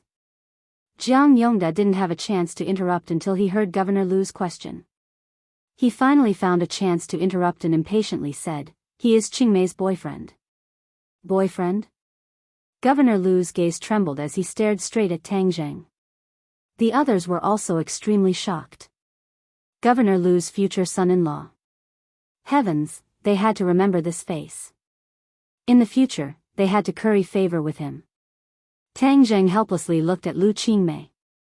For the first time, she didn't explain anything. Instead, she pulled on Tang Zheng and said, I want to go home. The others naturally didn't dare to stop her. Although they still had to record her statement, special people obviously needed special treatment. Governor Lu nodded, I'll send you back. No need, I'll go back myself. Tang Zheng, let's go. Tang Zheng was pulled and left the police station under everyone's gaze. The two sat in a taxi and Tang Zheng finally couldn't help but sigh in a low voice. I didn't think your identity was so illustrious. Lu Qingmei wrinkled her eyebrows and said, He is him and I am me. Don't confuse him with me. Your relationship isn't good? Lu Qingmei hesitated for a moment before saying, In the past, in order to get promoted, he didn't even come back to see my mother when she was seriously ill. Until my mother died, I didn't see him again, so I hate him. I don't like officials. Tang Zheng suddenly realized why their relationship was so stiff. When the two returned home, Lu Qingmei told Tang Zheng to sit down. I'm going to take a shower, you sit for a while. Tang Zheng nodded, indicating that she could do as she pleased. The warm water drenched her body from top to bottom. Lu Qingmei gradually calmed down, but her heart still had a lingering fear. Looking at her curvaceous body, this body that was enough to make countless men go crazy actually brought her such a disaster. But fortunately, Tang Zheng saved her. Through the frosted glass, she couldn't see Tang Zheng clearly, but she could feel his presence. It was as if with him sitting there, her heart would calm down. The corner of her mouth couldn't help but curve into a smile, and her heart gradually changed. After taking a shower, she came to the living room and handed the clothes to Tang Zheng and said, "Put it on, otherwise you'll catch a cold." Tang Zheng quickly put it on, and a faint fragrance entered his nose. Only then did he suddenly remember that this clothes had intimate contact with her. This was her scent, and he couldn't help but feel restless. Lu Qingmei also seemed to realize this point, and her face was a bit red. She quickly changed the topic and said, "In order to thank you, I'll personally cook something delicious for you tonight. No need to be so polite." "What? You won't give me a chance to thank you? Okay then. Let's go, accompany me to buy groceries." Lu Qingmei returned to her ice goddess appearance, but her tone was a bit more intimate. There was a market not far downstairs, and the two went home after buying groceries. Lu Qingmei was busy, and Tang Zheng was forbidden from entering the kitchen, so he could only helplessly sit on the sofa and watch TV. Ah! Suddenly, a scream came from the kitchen.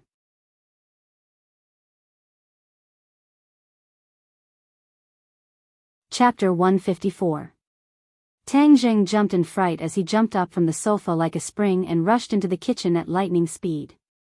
In the book group, he saw Lu Qingmei jumping up and down with a kitchen knife in one hand and a spatula in the other. She didn't look like an ice goddess at all. Tang Zheng was dumbstruck as his jaw dropped. What happened? Cockroach, there's a cockroach. Quick, get rid of it. Lu Qingmei pointed at a small cockroach on the ground and screamed. Tang Zheng rolled his eyes. What was there to be afraid of about a cockroach? The cockroach seemed to have heard Lu Qingmei calling its name and actually crawled towards her. Ah! Lu Qingmei let out a deafening scream. She threw away the knife and spatula and ran towards Tang Zheng. She didn't know where she got the strength from, but she actually jumped onto Tang Zheng's back and screamed, "Quick, get rid of it. Quick." Tang Zheng couldn't help but look back at her. She was really scared and wasn't acting. Moreover, she jumped onto his back. Wasn't that too exaggerated? Her perky breasts were pressed tightly against his back, making him restless. Little cockroach, for a beauty, you can only sacrifice yourself. Tang Zheng walked over in large strides. He didn't mind that there was a bag hanging on his back. With a stomp, the cockroach was crushed to pieces. Proportion who? Lu Qingmei let out a sigh of relief. Only then did she realize that she was lying on Tang Zheng's back. Moreover, her hands were tightly wrapped around his neck. She couldn't help but feel embarrassed. It's all because of that damn cockroach. It made me look like a fool. Teacher Lu, does my back feel good? Tang Zheng couldn't help but tease her. Lu Qingmei snorted and came down from his back. Although her face was a little red, she deliberately covered it up and acted as if nothing had happened. She pointed to the door and said, "Stand there, stand guard for me and guard against cockroaches." Tang Zheng couldn't help but laugh. He leaned against the kitchen door and watched her busying herself. Although she was the daughter of the governor, she was really good at cooking. She was clean and neat like a chef. "You're quite skilled," Tang Zheng praised. Lu Qingmei proudly raised her eyebrows. "Of course, I've been cooking for more than 10 years. Tang Zheng exclaimed and gave him a thumbs up. "Awesome. Ever since my mother passed away, I've been cooking and taking care of myself," Lu Qingmei said. Although she tried to sound calm, Tang Zheng could still hear the grievance and sadness in her voice. "It's good to be independent. You grew up with Grandpa, so you should have done a lot of things, right?" Lu Qingmei asked while cooking skillfully. Tang Zheng nodded. "Of course. When Grandpa goes out to pick things up, I have to be responsible for the housework. Our family will divide the work. I can see that you and your grandfather are very happy." Lu Qingmei's mouth revealed a trace of a smile, a little envious. Tang Zheng did not deny it. Although Grandpa and I don't have much money, we depend on each other. Even if we have to eat rice and vegetables, we are very happy. Sigh, I really envy you. Lu Qingmei sighed faintly. Tang Jing suddenly felt that Lu Qingmei was not as aloof and insufferably arrogant as others thought. She was also an ordinary person. She had 7 emotions and 6 desires. It was just that they were covered up. Perhaps this was related to her experience. In a short while, 3 dishes and a soup were ready. Looking at the dishes that looked, smelled, and tasted good, Tang Zheng had a great appetite. Wait a minute, let's drink some wine. Lu Qingmei poured 2 glasses of red wine. Tang Zheng laughed involuntarily. Didn't you forbid me from drinking at the ball last time? You can drink a little occasionally. Don't think that I don't know that you students secretly drink wine nowadays. This red wine delicacy, if paired with candles, would be a candlelight dinner. Raising the wine glass, Lu Qingmei's expression became serious. Tang Zheng, thank you. Teacher Lu, this is what I should do. Moreover, if I did not give you that information, Song Donghua would not have been driven to such desperate actions. Tang Zheng said guiltily. Lu Qingmei shook her head. He was originally a vermin. This kind of person should be pulled out. As for what he did afterwards, it was because he was not a good person. I only exposed him. That's right, Tang Zheng, where did you get that information from? Don't say that you picked it up from the streets. I am not a 3-year-old child. Tang Zheng awkwardly said. Teacher Lu, can we not harp on this question? Everyone has their own secrets. Lu Qingmei looked at him. Seeing that his attitude was firm, she compromised. Fine, I won't ask you. In short, I have to thank you for this matter. Also, in the future, when there is no one around, don't call me Teacher Lu. Call me Sister Mei. Sister Mei? Tang Zheng did not think that she would take the initiative to make this request. What, you don't want to? Lu Qingmei's face immediately changed. No. Tang Zheng hurriedly waved his hand. That's exactly what I was looking for. Then I will call you Sister Mei from now on. Lu Qingmei smiled. Actually, since I was young, I have always wished for a little brother. However, an official's family can only have 1 child, so I was unable to fulfill my wish. Who would have thought that I would have a little brother like you? Come, little Zheng, let's toast. Tang Zheng could feel her good intentions. He smiled, clinked his cup and lightly took a sip. Eat, try my cooking. Lu Qingmei was really like a big sister as she passionately picked up food for him. Tang Zheng was not overwhelmed by the favor. He only felt a faint warmth. After eating dinner, Lu Qingmei stretched her waist. Her chest was especially conspicuous. Tang Zheng secretly glanced at it and hurriedly lowered his head. I'll cook. You wash the dishes. Quickly go. Tang Zheng cleaned up the dishes and entered the kitchen. He quickly washed them. After a while, he heard a noise outside. He hurriedly went out and found that Governor Lu was actually standing at the door. Lu Qingmei directly refused his request to enter the house. Governor Lu also saw Tang Zheng. He solemnly waved his hand, indicating that Tang Zheng should go over. Lu Qingmei stopped him and said, "Continue to wash the dishes." Tang Zheng smiled and returned to the kitchen. However, he clearly heard the conversation between the two. He only heard Governor Lu solemnly say, "Qingmei, you are making trouble. He is your student. How can he be your boyfriend?" Obviously, Lu Qingmei already knew that Tang Zheng was a student. Lu Qingmei coldly said, "Why can't a student be my boyfriend? Moreover, it is my freedom to find a boyfriend. It has nothing to do with you. I am your father. I have to care about your marriage." Governor Lu seemed to feel that this matter was too serious, so he increased the severity of his tone. Lu Qingmei snorted disdainfully, "Do you care? Then what kind of person is Song Donghua? Can't you see? That was an accident. Moreover, I did not choose him. Governor Lu explained. In short, this is my private matter. I do not need you to tell me what to do. You can go tell your subordinates what to do. You have no right to care about me. I want to rest, so you can go back. You two live together? Governor Lu was shocked. Is there anything wrong with that? Lu Qingmei asked back.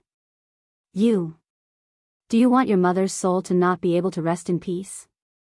Governor Lu was already flustered and exasperated. These words ignited the anger in Lu Qingmei's heart as she roared, "You have no right to talk about my mother. Leave, I don't want to see you." After she finished speaking, she slammed the door shut and squatted in front of the door, burying her head in her knees. Tang Zheng let out a long sigh as he walked over and patted her shoulder. "Sister Mei, why don't you tell him the truth?" Lu Qingmei raised her head and said, "I just want to anger him. What right does he have to care about me? Okay, you should rest early. I will go back first." Tang Zheng said. "No, he must be waiting for you outside. If you are caught by him, it won't be good if you are exposed. Moreover, he likes to preach and will definitely annoy you. You can stay at my house tonight and sleep on the sofa." Lu Qingmei said resolutely. "Wouldn't this make him misunderstand?" Lu Qingmei raised her neck. "I want him to misunderstand. Consider it as doing your sister a favor. Stay at my house tonight, okay?" Tang Zheng had no choice but to agree. Thus, he called his grandfather to tell him. At this time, Fang Shishi's call came. "Tang Zheng, are you asleep?" "Not yet. Did you miss me?" Tang Zheng glanced at Lu Qingmei beside him and said in a low voice, "Yes." Lu Qingmei crossed her arms as she looked at him with interest and a smile that was not a smile. "I heard that teacher Lu has already been rescued," Fang Shishi said. She has already been rescued. Then you should rest early. You still have class tomorrow." Tang Zheng did not dare to say more as he hurriedly hung up the phone. "Fang Shishi?" Lu Qingmei curiously asked. Tang Zheng nodded. "Your little girlfriend really cares about you." Tang Zheng gave an embarrassed smile. "What, you don't want to contact Yi Dingdang? You can't favor one and discriminate against the other." Lu Qingmei joked. Tang Zheng quickly said, "Sister Mei, don't make fun of me. I really have nothing to do with Yi Dingdang." "Oh, I don't believe it. I've heard a lot of rumors about you too. It doesn't seem fake." I'm tired. I'm going to sleep." Tang Zheng quickly jumped onto the sofa and lay down, pretending to sleep. Looking at his embarrassment, Lu Qingmei could not help but laugh. She did not look like an ice goddess at all. Tang Zheng pretended not to hear and simply closed his eyes tightly. "Little Zheng, good night." "Sister Mei, good night." He fell asleep in a daze. After an unknown amount of time, Tang Zheng was suddenly awakened by a scream. He jumped up like a carp and the scream came from Lu Qingmei's room. He did not think much and directly pushed the door open. The door was not locked and opened. He saw Lu Qingmei sitting on the bed, her hair scattered. The bedside lamp was on and her face was full of fear. "What happened to you?" "I had a nightmare." Lu Qingmei was still in shock. "It's okay. You continue to sleep. I'm in the living room. If you need anything, call me." Lu Qingmei was wearing a nightgown and could vaguely see the attractive scenery. "Little Zheng, sit down and accompany me for a while." Lu Qingmei pointed to the other side of the bed and said. Tang Zheng walked over and sat down, but Lu Qingmei took the opportunity to lean on his shoulder. She touched his shoulder and asked, "Does it still hurt?" "It doesn't hurt. At that time I was too scared. I didn't know it was you. Anyone would be like that. Let me see how it is. Do you want some medicine?" Lu Qingmei pulled open his clothes.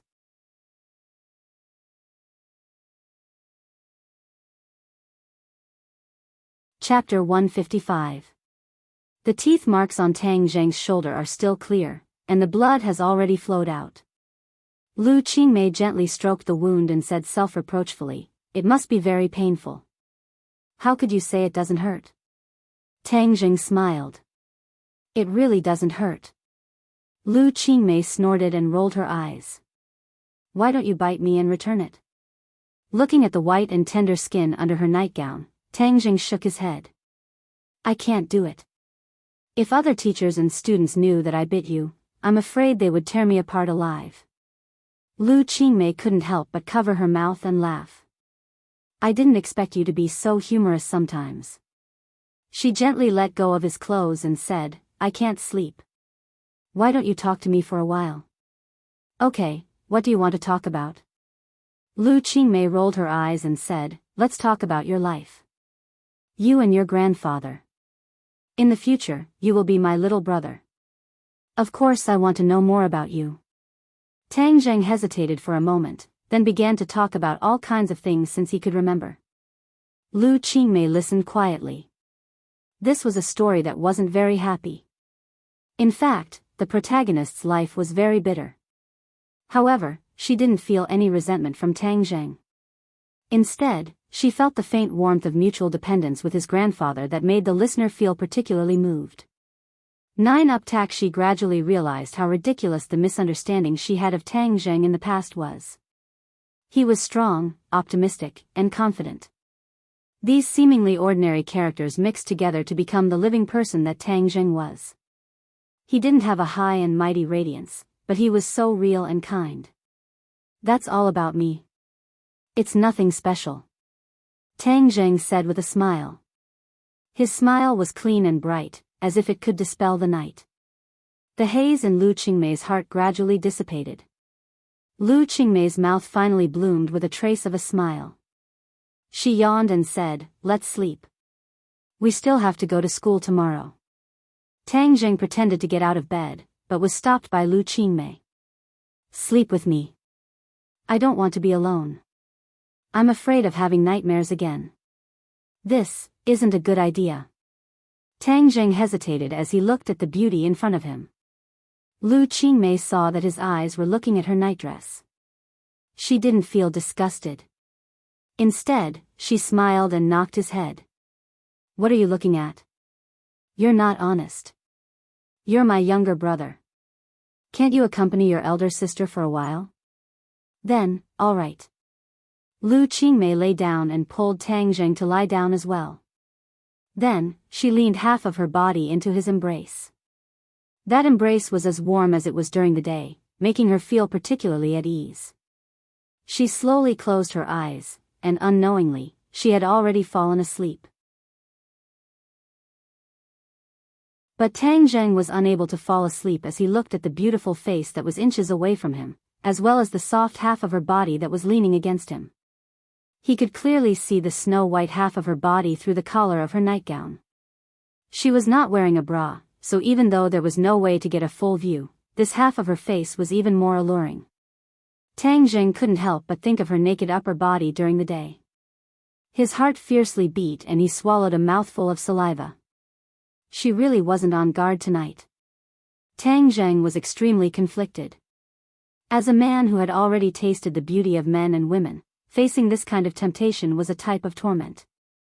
Looking at her calm and peaceful face, Tang Zheng suddenly felt as if he had been hit by a hammer. She trusted him so much. If he still did something beastly, then he would be worse than Song Donghua.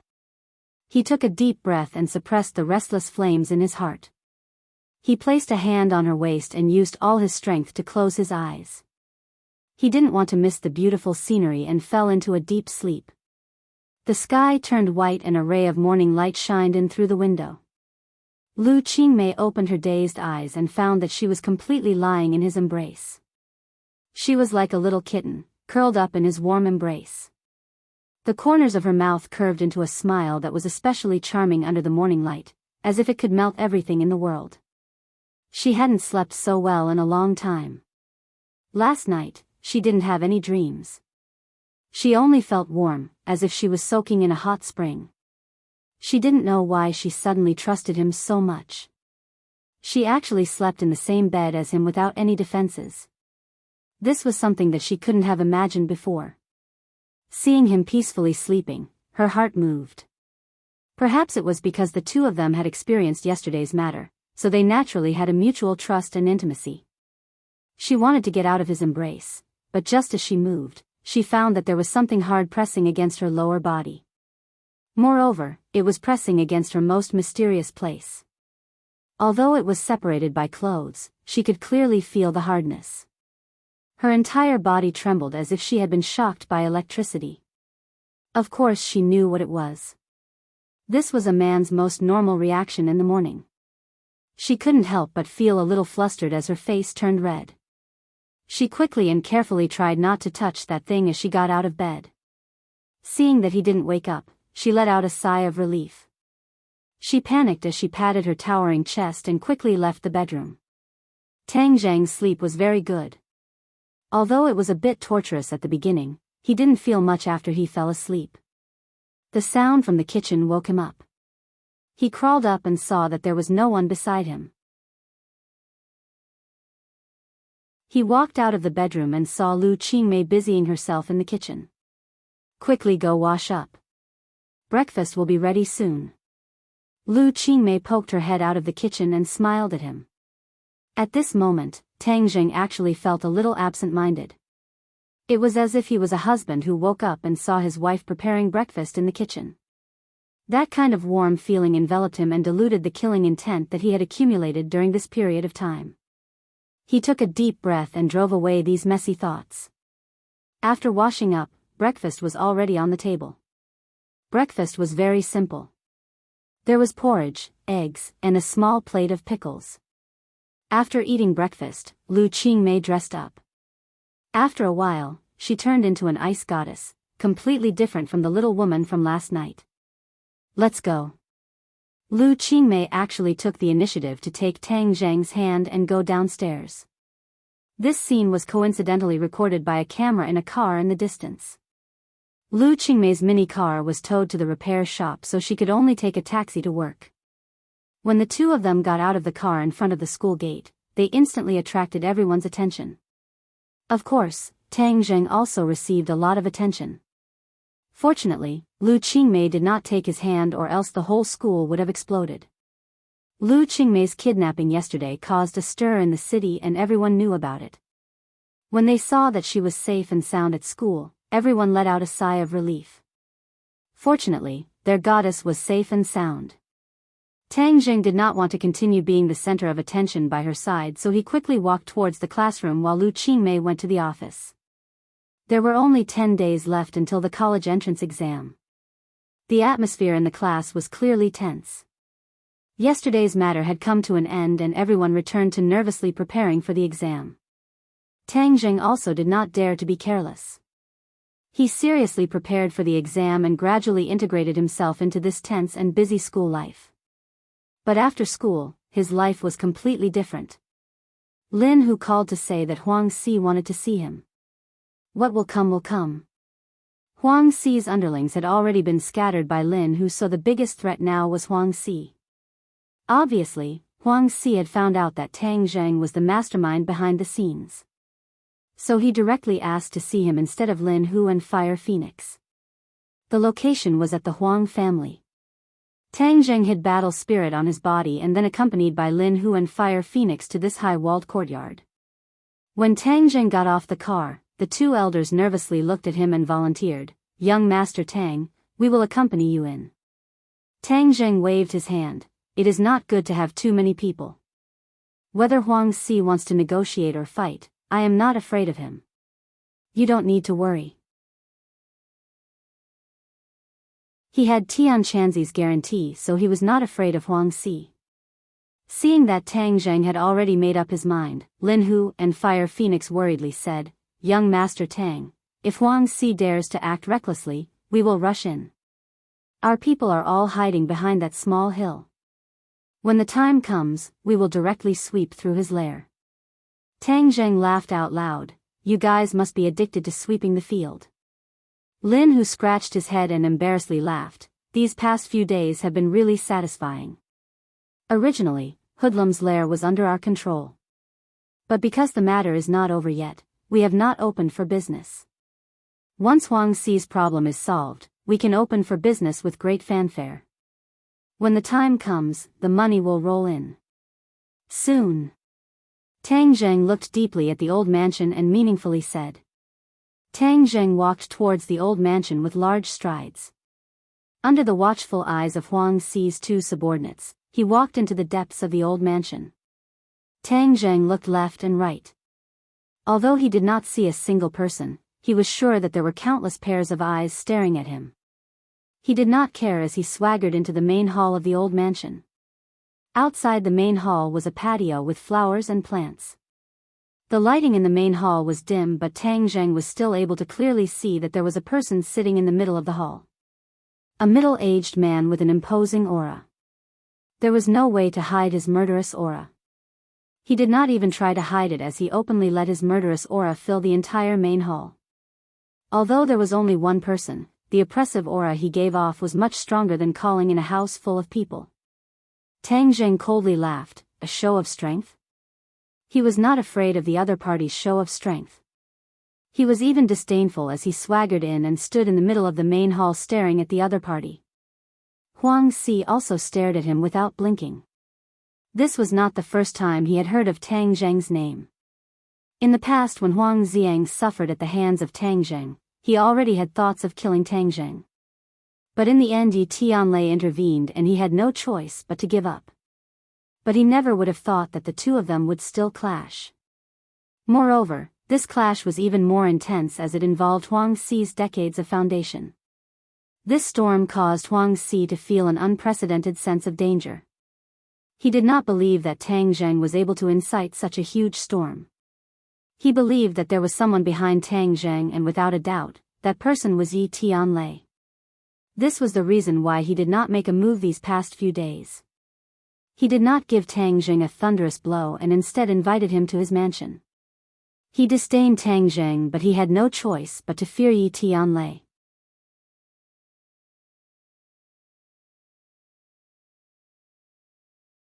Chapter 156. Their eyes met, but neither of them spoke. The atmosphere was somewhat heavy, oppressive to the point of suffocation. The disdain on Huang Xi's face gradually disappeared and turned into a dignified expression. His eyes were bright and full of expression. For a youth to be able to remain calm in the face of this kind of pressure, just this courage alone was enough to make Huang Xi take him seriously. He pointed to the large wooden chair beside him and said, "Sit."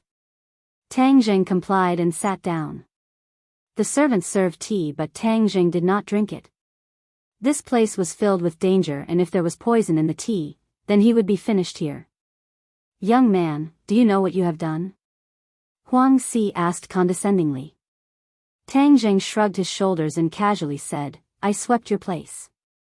"Hang, sweeping my place, what a big tone. You really have guts." Huang Xi's eyes flashed as he said with a murderous look. Tang Zheng curled his lips and said, "If you don't have guts, then you don't need to eat this bowl of rice. You are like me in the past, daring to fight and risking your life. At such a young age you were able to stand out among your peers." Tang Zheng laughed, "I am not like you." Huang Xi laughed coldly, "There is a difference, but I am not as ignorant as you. I know what to do and what not to do, otherwise I would not have been able to live to this day. Those who dared to fight and risk their lives like you in the past have all died long ago. Oh, it seems you are very lucky." "It is not luck, it is having a brain and not an idiot like you." Huang Xi pointed to his own head and said proudly, "Compared to me, you really are not that smart. You must know that my grades are number 1 in the entire school." Tang Zheng said in a deadpan manner, "Hang, I think you have become an idiot from studying. What benefits did Yi Tianlei give you to make you risk your life to go against me?" Tang Zheng wrinkled his eyebrows. "What does this have to do with him?" "Huh, young man, don't play dumb with me. If not for Yi Tianlei's instructions, would you dare to be so arrogant and do such a thing?" Huang Xi said disdainfully, as if he felt that Tang Zheng's concealment was child's play. Tang Zheng suddenly realized that Huang Xi thought that he was Yi Tianlei's representative and that it was Yi Tianlei who wanted to deal with the Huang family. He could not help but laugh out loud. Huang Si, you claim to be smart, but you are actually an old fool. Let me tell you, this has nothing to do with Yi Tianlei. Seeing the certainty in Tang Zheng's words, Huang Si couldn't help but be stunned as he asked in disbelief, is what you said true? Of course, why would I lie to you? Huang Si pondered for a moment. Indeed, there was no need for Tang Zheng to lie to him. Both sides had already reached this stage. If Yi Tianlei was really the mastermind, then he should have stood up. Whether it was a peace talk or a battle, Yi Tianlei should have stood up bravely. Moreover, Yi Tianlei was Tang Zheng's protective talisman. Tang Zheng would not be so stupid as to cut ties with him. This meant that this matter was really done by Tang Zheng himself. Huang Si could not help but laugh out loud. Previously he had been too careful and had almost been fooled by Tang Zheng. However, since it was not Yi Tianlei who ordered him to do this, then this matter was much easier to handle. To deal with a powerless Tang Zheng, Huang Si felt that it was as easy as blowing off dust. Inviting him to his house was making a mountain out of a molehill. Tang Zheng, since you were not ordered by Yi Tianlei, then what you are doing is seeking your own death. Don't tell me you don't know. Huang Si jokingly said. It had been many years since he had seen such a hothead. I don't think so. Seeking my own death requires someone to be able to kill me. Oh, then what is your cultivation level? Let me hear it. Let's see if you can keep your life. Huang Si relaxed his nerves and did not immediately make a move. 6th grade refining body. Tang Zheng indifferently said. Huang Si froze for a moment before laughing wildly. 6th grade refining body and you dare to challenge me. I think you really don't know how the word death is written. Do you know what my cultivation level is? 9th grade natal stage. Tang Zheng's voice was as calm as an ancient well. Since you know, you still dare to go against me? Huang Si was puzzled. Tang Zheng shook his head and said, Huang Ziyang came to assassinate me and your subordinate hoodlum also sent people to assassinate me. Before I went against you, you wanted to kill me. Then is there a need for me to continue hiding? Since you will come looking for me sooner or later, I might as well make the first move. Tang Zheng did not say one more thing. In order for his grandfather to live in the ordinary balance without any worries, he had to make sure that the ordinary balance's underworld was within his control. Huang Si, this thorn in his side, had to be removed. This underworld follows the law of the jungle. They tried to assassinate you but you didn't die. That only means you are lucky. Since you took the initiative to provoke me, that means you are destined to die. Tang Zheng pursed his lips and said with a smile, I don't think so. Since you called me over today, then let's talk things out. Good, you do have some guts. If you hadn't done so many things to offend me, I would have taken you under my wing. You are stronger than hoodlum. Tang Zheng shook his head, you will never have the chance to take me under your wing. You also don't have the qualifications. Hung, arrogant. Do you know that you made a mistake today? What mistake?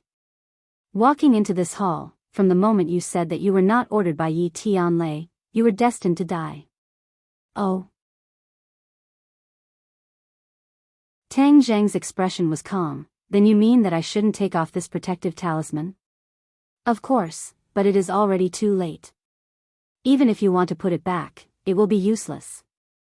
As long as Yi Tianlei does not interfere, you will die without a doubt. Then I will unify the ordinary balance's underworld. Since they did not submit to me, then I will let them experience my power. As for the Ye family, Heng, there will be a day when I will surpass Yi Tianlei. Huang Si was full of confidence and ambition. Yi Tianlei was an insurmountable mountain in his heart. Crossing this mountain was his greatest wish. Tang Zheng understood Yi Tianlei's true background. It was not something that Huang Si could compare to, so he shook his head and said, You won't have that chance. Since you have said so much nonsense, then it looks like you are prepared to kill me. Make your move. You think too highly of yourself for me to make a move against you. Ziyang, come out. Huang Si suddenly roared as a person slowly walked out from the darkness. When Tang Zheng saw this person, he almost did not recognize him. Huang Xiang, this person was actually Huang Xiang. His entire body's aura had changed. He no longer looked like a handsome young master. His entire body was shrouded in a strange aura that caused people to tremble in fear. Young man, I heard that you have many secrets on you. Even Xiang's martial arts were obtained from you. Later on, if you tell me all your secrets, I will let you die a quick death. Although Huang Xi was a 9th grade natal stage expert, he was still very interested in the secrets on Tang Zheng's body. Tang Zheng ignored him and stared straight at Huang Xiang. Ever since the battle, this was the first time he had seen Huang Xiang. He was really shocked by his appearance.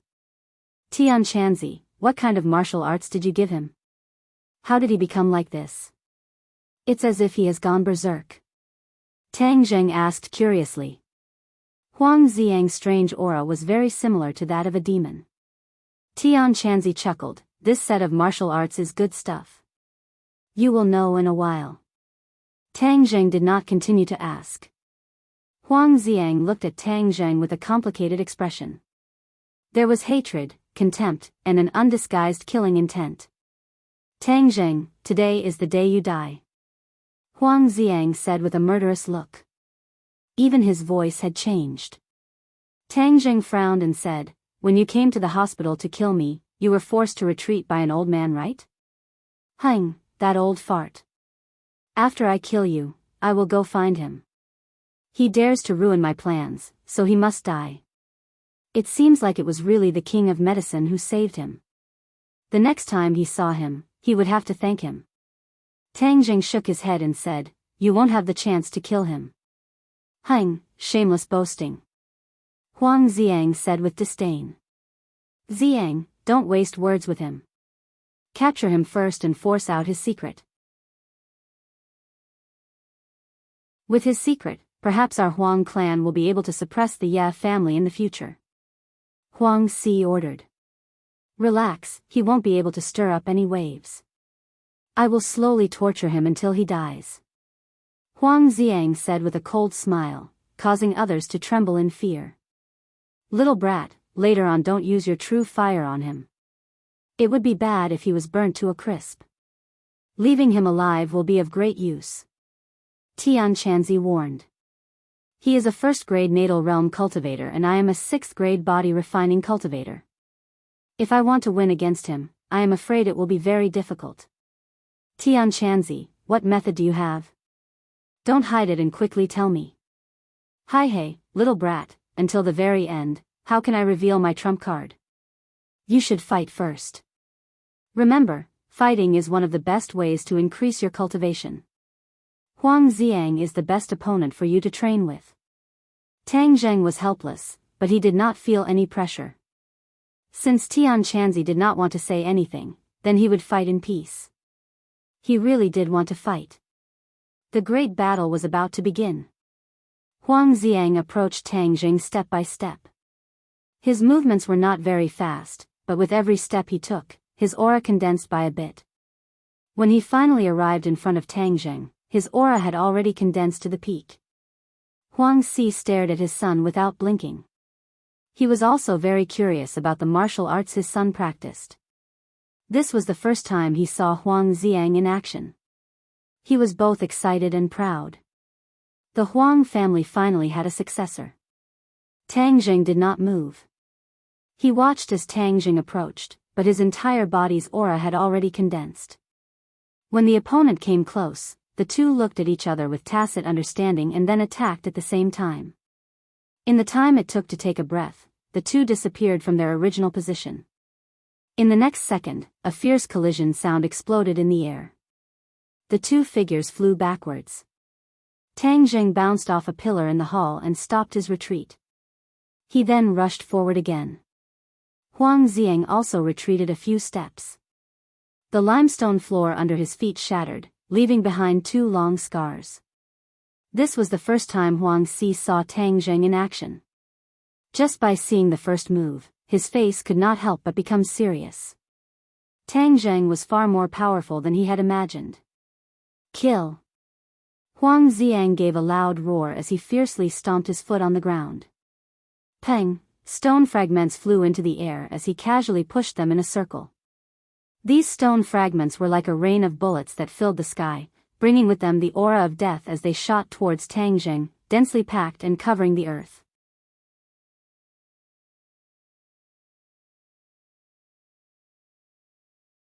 Chapter 157.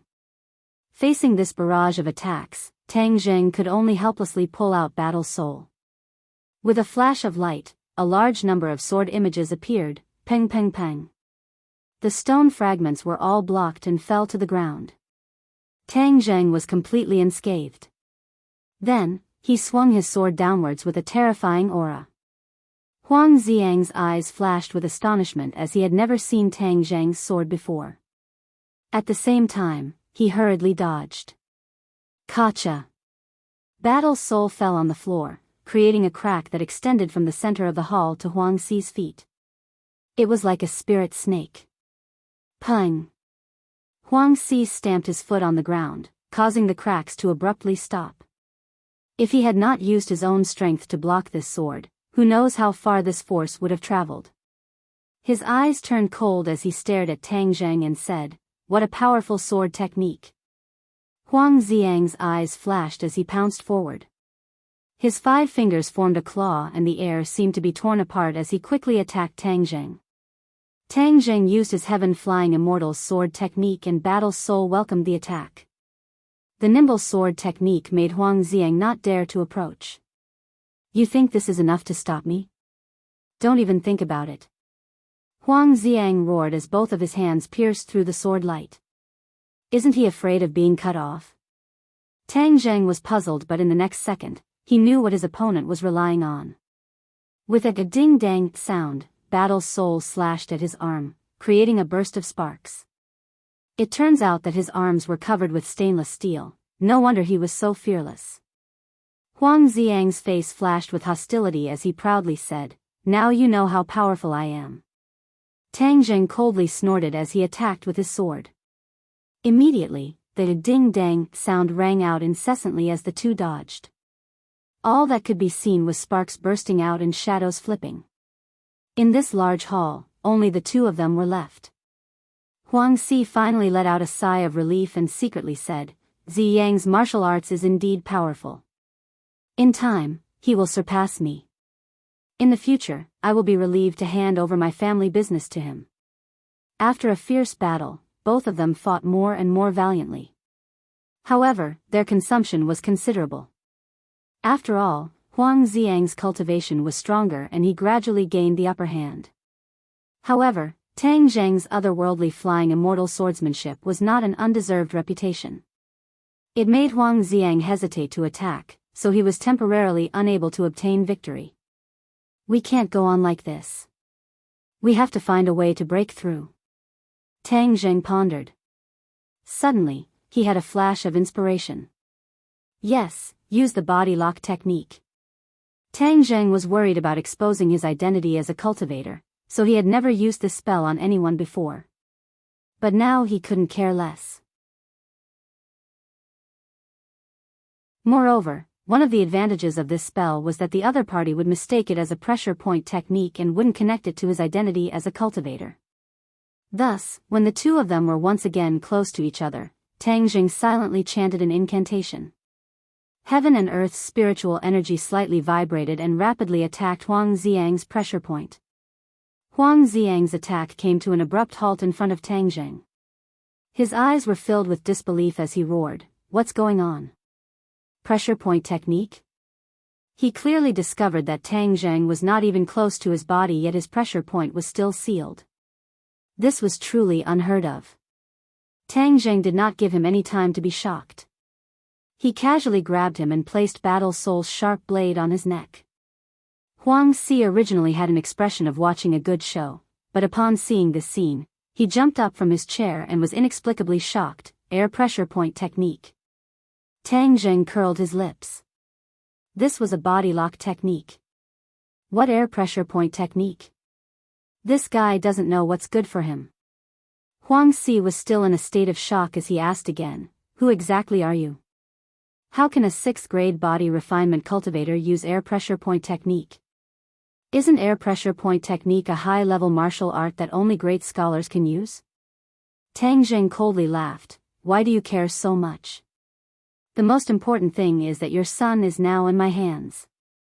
Huang Si turned a deaf ear to his words and shook his head. Impossible. A 6th grade body refinement cultivator who knows how to use pressure points through the air is unheard of. Who taught you that? Who is your master? Could he be a martial scholar? Huang Si's heart began to feel apprehensive. If Tang Zheng had a great scholar realm master, then this matter would be difficult to deal with. Although he had always been conceited, in front of a great scholar realm master, he was nothing. His opponent could crush him to death with a single finger. If he were to kill a great scholar realm master's disciple, then when the matter was investigated, not only would Huang Si die, but the entire Huang clan would also be annihilated. This was something he was most unwilling to see. But he and Tang Zheng were in a situation where only one of them would die. If he did not kill Tang Zheng, then when his master arrived, the Huang clan would also be annihilated. What to do, what to do? Huang Si's heart was in a mess. Even if Tang Zheng's backer was Yi Tianlei, he would not be so worried. Now that he knew that Tang Zheng had a great scholar behind him, his intestines were green with regret. Why didn't he investigate properly before making his move? Seeing him remain silent and his expression constantly changing, Tang Zheng suspiciously asked, "What are you thinking about? If you want to make your move, then hurry up. Don't dilly-dally." Huang Si fiercely raised his head, an ominous glint in his eyes. "Tang Zheng, you really want to fight to the death with me?" Tang Zheng coldly laughed. "Things have already reached this point. Do you think we can still shake hands and make peace? Moreover, Fire Phoenix's husband was killed by you. I also want to take revenge for him. Since that is the case, then don't blame me for being ruthless." Huang Si had already made his decision.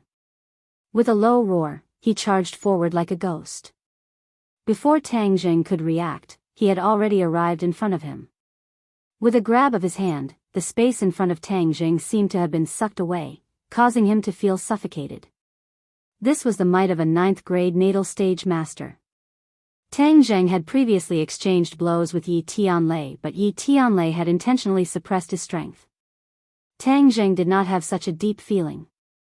This time, Huang Si had used all of his strength to kill Tang Zheng in one strike. Tang Zheng was overwhelmed with shock. This kind of expert was not someone he could contend against. He hurriedly used the puppet-like Huang Xiang to block in front of his chest.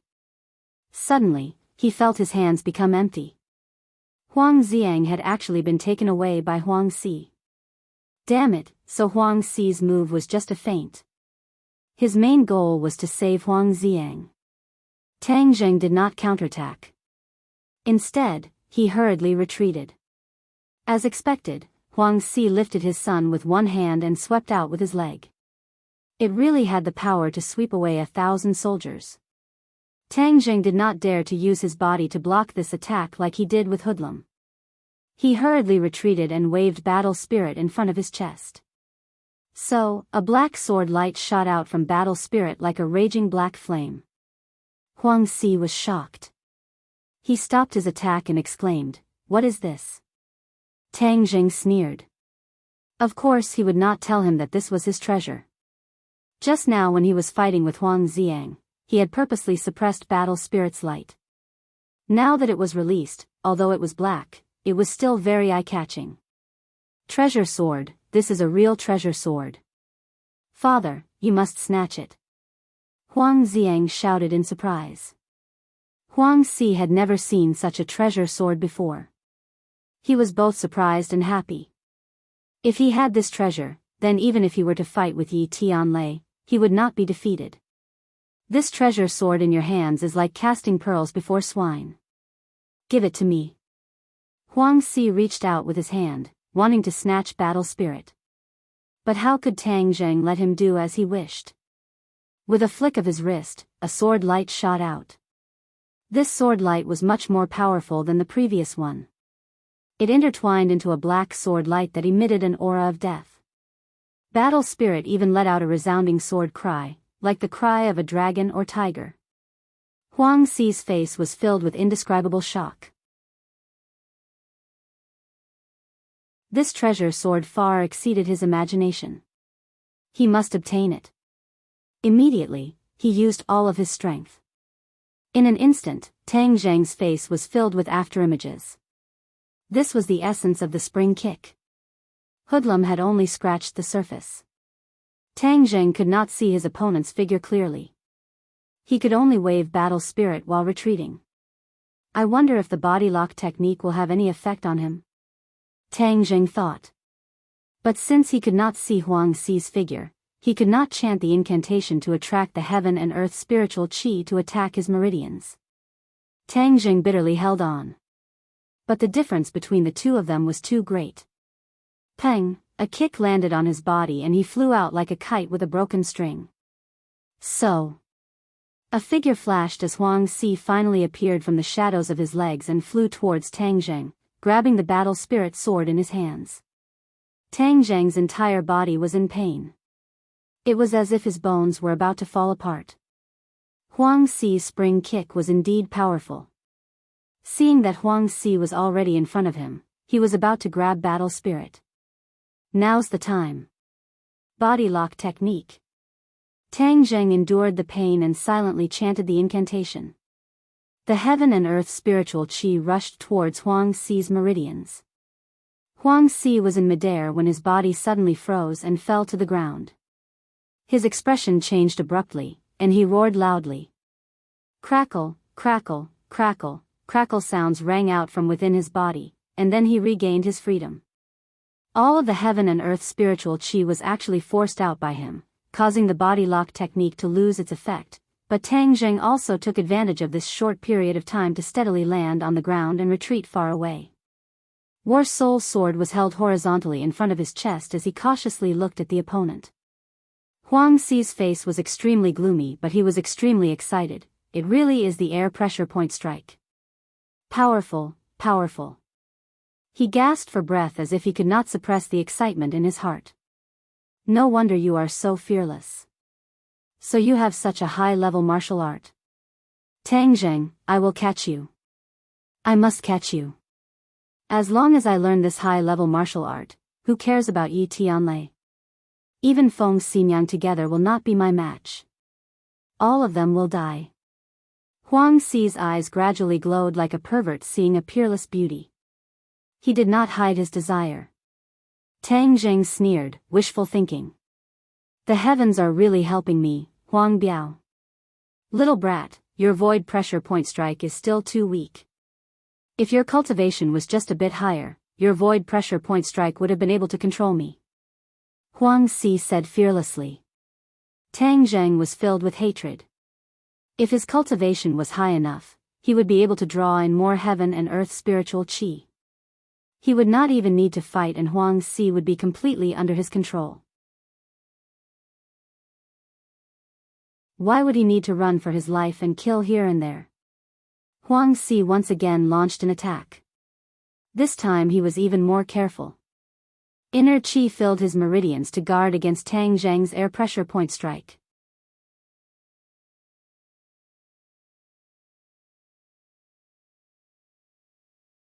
Chapter 158. Huang Xi's attacks became even more ferocious and Tang Zheng was unable to dodge. He shouted in his heart, Tian Chanzi, if you don't show your trump card, I will be caught by him. Tian Chanzi laughed. What are you panicking for? The show has just begun. Go towards Huang Xiang. Tang Zheng rushed towards Huang Xiang. Huang Xiang was unable to move and could only watch helplessly as Tang Zheng rushed towards him. Huang Xi's eyes were about to split open as he shouted, You dare to sneak attack my son, you are courting death. Huang Xi moved later but was the first to arrive. He actually stood in front of Huang Xiang to protect him. Hee, now is the time. Retreat. Tian Chanzi proudly commanded. Although Tang Zheng did not understand what was going on, he immediately retreated. Suddenly, he saw an inconceivable scene. Huang Xi's back was facing Huang Xiang and he did not notice the strange change in Huang Xiang's eyes. Huang Xiang's eyes lost their spirit and became sluggish. Huang Xi then moved and pushed his palms forward. Pung! A thunderous sound rang out as the two palms viciously landed on Huang Xi's back. Huang Xi staggered forward as he spat out a mouthful of blood. His face turned deathly pale. He turned his head in fear and was shocked to discover that the two palms were from his own son. His liver and gallbladder were torn apart and he was inexplicably shocked. What is going on? Percent is not equal to. Huang Xiang actually attacked Huang Xi. Not only was Huang Xi baffled, but Tang Zheng was also confused. He was dumbstruck as this scene of a father and son killing each other was too strange. He did not dare to believe that this was real. This is a good show. Tian Chanzi proudly laughed. Tang Zheng was puzzled. Could it be that Huang Xiang had gone crazy? What is going on? Didn't I tell you that Huang Xiang's martial arts have side effects? This is the side effect. Tian Chanzi boasted. Could it be that the side effect is going berserk? Of course not. Going berserk is child's play. Tian Chanzi, do not make a move, but when I make a move, it will be different. He's under the effects of the puppet technique. Puppet spell? Tang Zheng had never heard of this spell, so he was confused. The puppet technique is to control his mind and turn him into a puppet. From then on, you can do whatever you want. The martial arts I gave him are the puppet cultivation martial arts. As long as he reaches the Ho Tian realm, I can use the puppet technique to control him. Tang Zheng shivered. This Tian Chanzi was much more ruthless than him. Sure enough, no one in the cultivation world was easy to deal with. When Tang Zheng dealt with his enemies, the most he would do was to kill them. However, Tian Chanzi turned his enemies into his puppets. Not only would they not die, but they would also work for him. This was much more ruthless than killing them directly. Little brat, don't think that I am ruthless. The cultivation world is a world where the strong preys on the weak. If you are too kind, you will only be killed. In the cultivation world, there are massacres every day. Remember, only by surviving can you be the final victor. Moreover, being merciful to your enemies is being cruel to yourself. Have you forgotten that Huang Xiang wanted to kill you? Tian Chanzi warned. Tang Zheng did not say a word, but he had to admit that Tian Chanzi's words were true. Huang Xiang wanted to kill him first so he could not be blamed. Seeing that Tang Zheng did not have any thoughts of being soft-hearted, Tian Chanzi was relieved. He praised, that is the correct way of thinking. Huang Xi was hit by two palms. He won't die, but his threat is greatly reduced. The pressure on you is temporarily relieved. Tang Zheng let out a sigh of relief. He looked at Huang Xi who had already climbed up from the ground. He stared at his son in disbelief. Xiang, why did you sneak attack me? Huang Xi did not bother to wipe the blood from his mouth as he asked. Huang Xiang, however, remained indifferent as he walked towards Tang Zheng. Little brat, don't be afraid. He is now my puppet and will not harm you. He is now your helper. Tian Chanzi said. Huang Xiang quietly stood by Tang Zheng's side, both of his eyes looking straight ahead, as if he was really a puppet. Huang Xi looked at his son and then looked at Tang Zheng. He seemed to have thought of something as he angrily roared, Tang Zheng, what did you do to my son? Tang Zheng spread out his hands. It was not him who did anything, but Tian Chanzi who did it. What benefits did you promise him to make him attack me? Huang Xi was still unable to restrain his anger as he asked. Xiang, come back. No matter what benefits he gave you, I will return it to you in double. Huang Xi said. Huang Xiang was indifferent. Tang Zheng, I can only blame myself for not killing you. Even if Yi Tianlei came to stop me, I should have killed you. Huang Xi was filled with regret. Huang Xi, you are used to being high and mighty and do not put other people's lives in your eyes. There is also your son Huang Xiang. I only fought a few matches and he coveted my martial arts.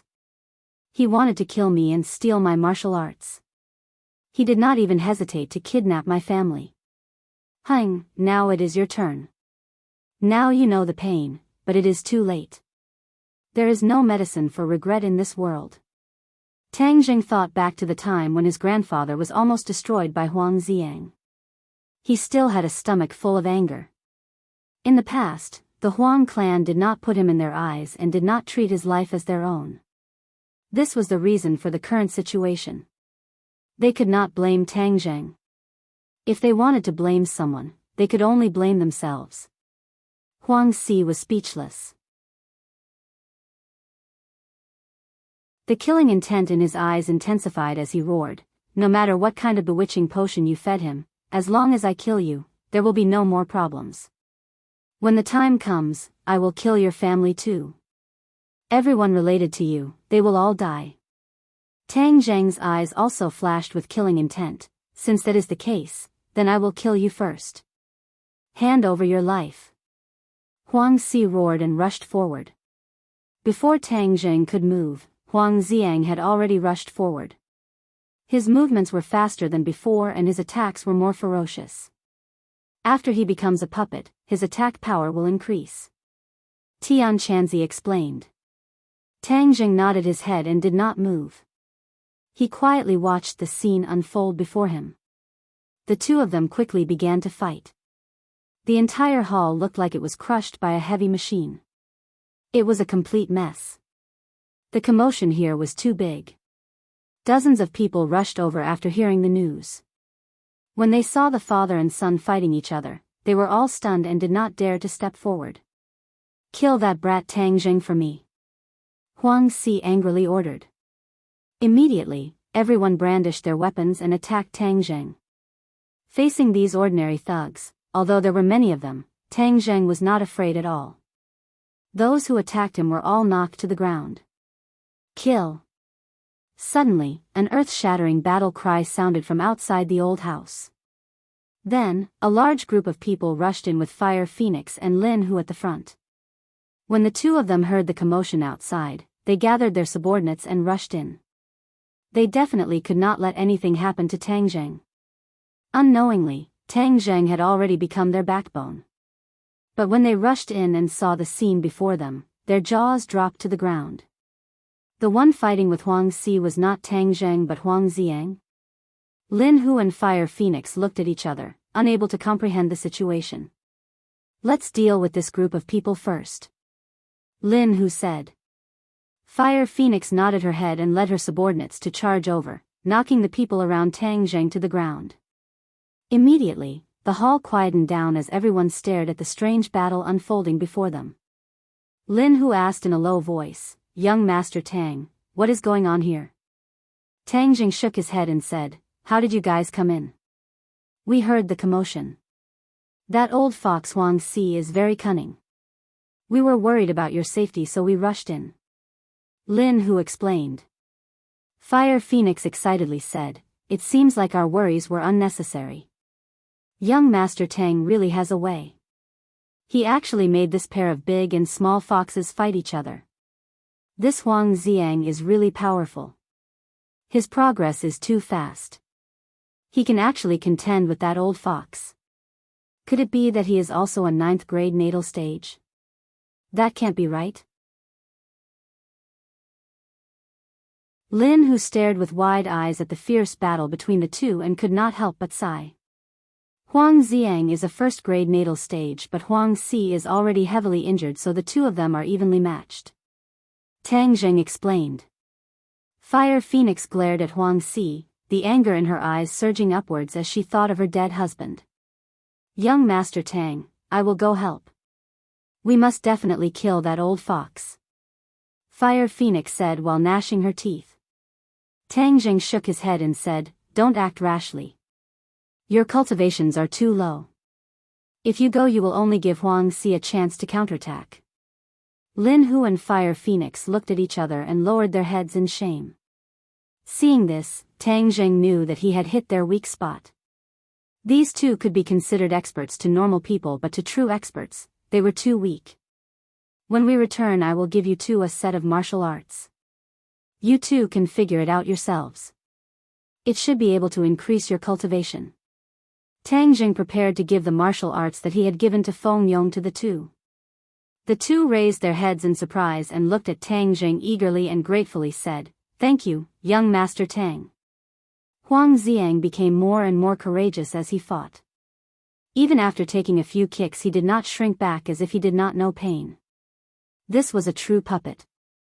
It did not feel pain, nor did it have any emotions. It only followed its master's orders unconditionally. Huang Si, on the other hand, became weaker and weaker as his injuries flared up.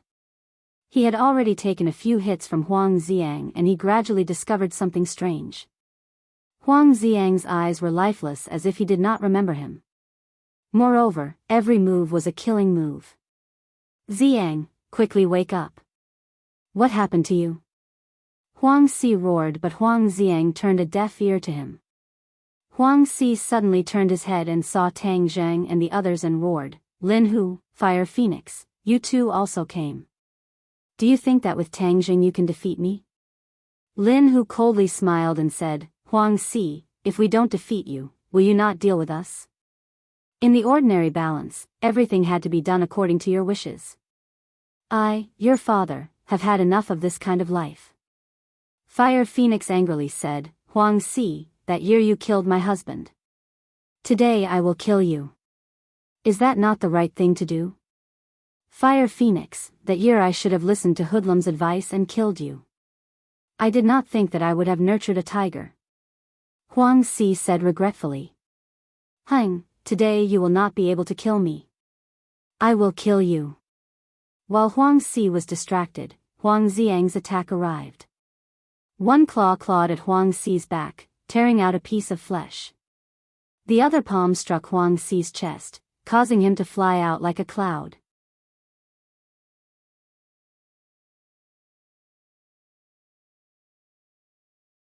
Chapter 159.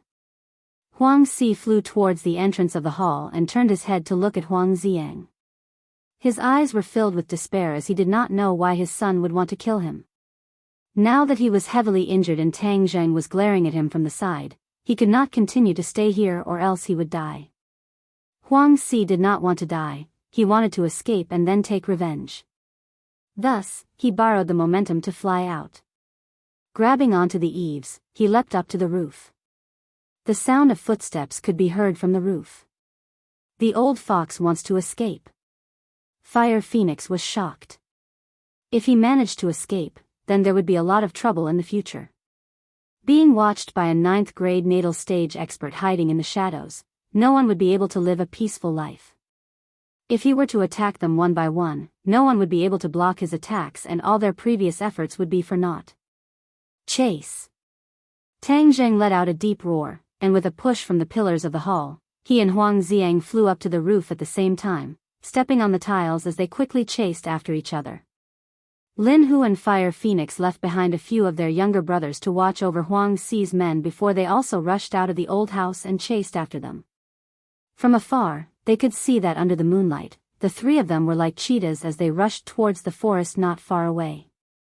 As long as Huang Si rushed into that small forest, then it would really be like finding a needle in a haystack. Tang Zheng obviously saw through his intentions and shouted, "Quick, don't let him escape." He and Huang Xiang simultaneously increased their speed. Huang Si was like a stray dog as he madly ran, not daring to stop. Looking back at the approaching pursuers, he clenched his teeth and also increased his speed to the limit. So. At this time, Lin Hu and the rest could only see the three leaving behind afterimages as their speed was incomparable. Both sides were separated by 100 meters. Seeing that Huang Si was about to enter the forest, Tang Jing knew that he could not wait any longer. Stealing his heart, he simply raised Battle's soul and used all his strength to throw it forward. So. A piercing sound rang out as the air was torn apart. Battle's soul shone with a black light as it shot towards Huang Si like a gigantic concealed weapon. The speed of the war soul sword was faster than everyone else. In the blink of an eye, it streaked across the night sky. The dark sword seemed to have blended into the night sky. If not for the sound of breaking through the air, it would have been hard to detect. Huang Si heard a gust of wind behind him and turned around to look. Battle's soul was already 5 meters away from him. If he did not take any countermeasures, he would be pierced through. He had no way to continue forward, so he had no choice but to dodge to the side. The war soul sword brushed past his shoulder, and it was extremely dangerous. Kacha! The war soul sword cut through the trunk of a large tree in front of him and fiercely stabbed into a rock. Cracks quickly spread out on the rock, and in an instant, it burst open and shot in all directions. Taking advantage of this momentary delay, Tang Zheng and Huang Ziyang had already caught up to Huang Si. Huang Si was shocked as his eyes inadvertently fell on the battle spirit and his eyes lit up. Treasured sword. With this exceptional treasured sword, his battle strength would instantly increase. The threat of Tang Zheng and Huang Ziyang would no longer be a concern. Huang Si threw himself forward and rolled on the ground, grasping the war soul sword in his hands. The cold sword hilt caused his spirit to soar. He did not continue to run but instead stood there proudly. Under the moonlight, his face was filled with malevolence as he glared at the two people charging at him. The treasured sword is in my hands. Tang Zheng, you are dead. Just what kind of demonic technique did you use to confuse Ziyang? Quickly turn him back. Huang Si held the sword in one hand and pointed it at Tang Zheng, threatening him with a murderous aura. Tang Zheng and Huang Ziyang both stopped and stared at Huang Si. Tang Zheng hesitated for a moment before saying, "Puppet technique, have you heard of it?" Puppet technique? Huang Si's face was filled with doubt as he had never heard of it before. However, the name was easy to understand. Are you saying that my son has become your puppet? It is Tian Chanzi's puppet. Tang Zheng said but did not deny it. What kind of technique is this? I have never heard of it before. Tang Zheng shook his head and said, in this world, there are many things that you have never heard of. Little brat, did your master teach you all of this? Tang Zheng declined to comment. If I kill you now, I will kill your damned master in the future. Huang Si leapt forward. The war soul sword in his hand did not emit a black light, but it was still filled with killing intent.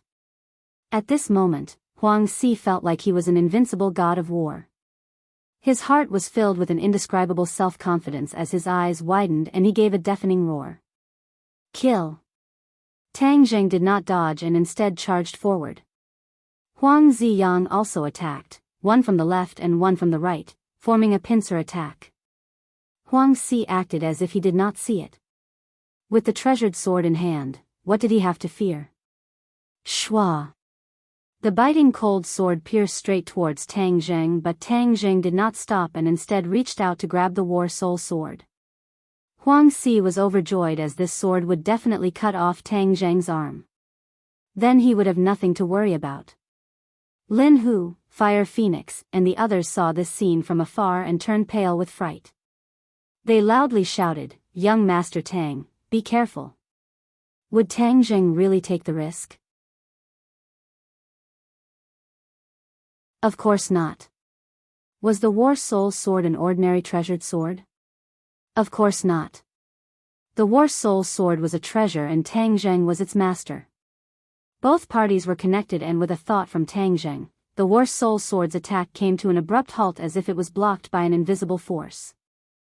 Huang Si was shocked as he used all of his strength to stab forward, but the war soul sword did not move an inch. Tang Zheng's hand was already on the blade of the sword, but his hand was not cut off. Suddenly, the war soul sword blazed with a black light, and began to tremble with a buzzing sound. A sword cry that sounded like a tiger's roar and a dragon's roar resounded in all directions. Huang Si was originally full of confidence and was determined to win, but upon seeing this scene, he was shocked. Especially the feeling that came from war spirit. Although he was still holding on to war spirit, it was completely out of his control. A huge force was transmitted from the sword hilt to his hand, causing his 5 fingers to involuntarily loosen as he watched the war soul sword land in Tang Zheng's hand. He felt as if the war soul sword had a soul and was not like an ordinary treasured sword. At this moment, he felt as if his liver and guts were about to burst. How could this be? Huang Si roared.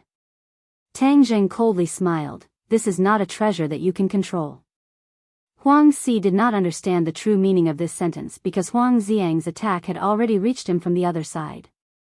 With a pincer attack from the left and right, he had no way to retreat. "Even if I die, I will kill you." Huang Si suddenly pounced towards Tang Zheng as if he had gone mad. His legs flew over and in a flash, Tang Zheng was enveloped in them. But there was someone faster than him. Huang Xiang's fist struck out and ruthlessly slammed into Huang Si's back. This palm strike contained all of his strength and was enough to shatter stone. With a crisp sound, Huang Si staggered and fell at Tang Zheng's feet. The sky full of leg shadows disappeared without a trace. Fire Phoenix and Lin who saw this unfathomable scene and were both shocked. Tang Zheng's ability to snatch a white blade with his bare hands was too shocking and convincing, and Huang Xiang's ruthlessness and decisiveness caused them to tremble in fear. Seeing Huang Si lying on the ground motionless, the few of them quickly rushed over. Tang Zheng looked down at Huang Si. Huang Si spat out a mouthful of blood which dyed the ground in front of him red. The life in his eyes was slowly fading away. The two palms just now were killing moves and had already shattered his heart meridians. There was no way to reverse the situation. Huang Xiang remained expressionless as if everything that had happened had nothing to do with him. He made Lin Hu and the others who had caught up to hide far away from him. This was too strange and had exceeded their imaginations. "Tang Zheng, I am not satisfied. I should have killed you earlier. I should have killed all of you earlier." Huang Si spat out a mouthful of blood as he continuously shouted. Fire Phoenix angrily said, "That year when you killed my husband you should have known that this day would come.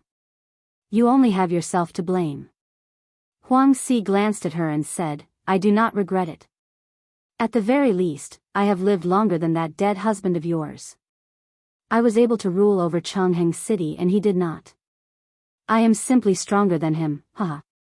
You will never be stronger than him. I will always remember him, but in this world, no one will remember you." Fire Phoenix flew into a rage and ruthlessly kicked Huang Si. Huang Si rolled over and his cries came to an abrupt end. All that was left was a series of rapid breathing sounds. Fire Phoenix was very emotional, her eyes filled with tears as she said, "Young Master Tang, let me personally kill him. Let me do it." Lin Hu also indignantly requested. Tang Jing shook his head and ordered Huang Xiang, "You go." Lin Hu and Fire Phoenix were startled as they stared at Huang Xiang, as if they wanted to see what kind of reaction he would have. They were also very curious about the relationship between Tang Zheng and Huang Xiang. They only saw Huang Xiang expressionlessly walk towards Huang Si, without a trace of resistance. Huang Xiang squatted down and grabbed Huang Si's head with both hands. Huang Si's eyes widened as he angrily roared, "No, I don't want to die, Kacha." His cries came to an abrupt end as his neck was broken by Huang Xiang. This ordinary balance underworld boss had ended his life, just like how he ended the lives of others. Sooner or later, he would have to pay for what he did.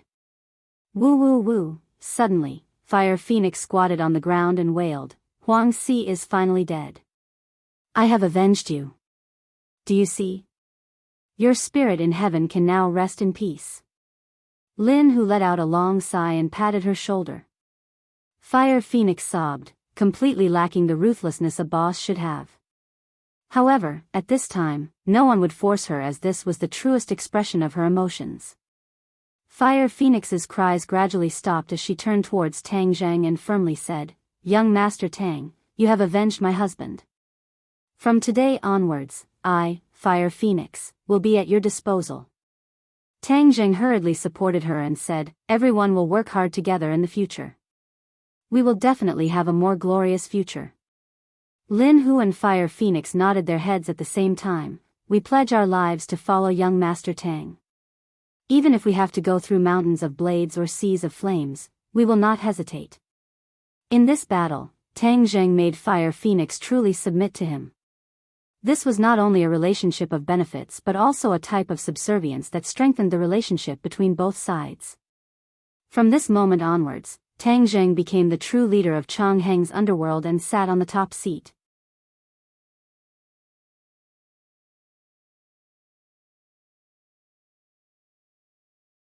Chapter 160.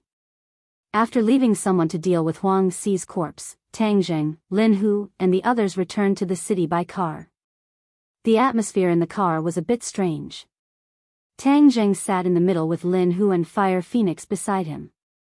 Huang Xiang sat alone in the last row, not making a sound, even his breathing was very light. Lin Hu and Fire Phoenix would occasionally turn their heads to look at Huang Xiang, only to see that his eyes were tightly shut as if he was asleep. However, the two knew that he was definitely not asleep and could explode at any time to injure them. The key point was that his relationship with Tang Zheng was very similar to that of a servant and a master. They did not look like collaborators at all, much less the high and mighty young Master Huang from before. How did Tang Zheng manage to do this? The two were puzzled.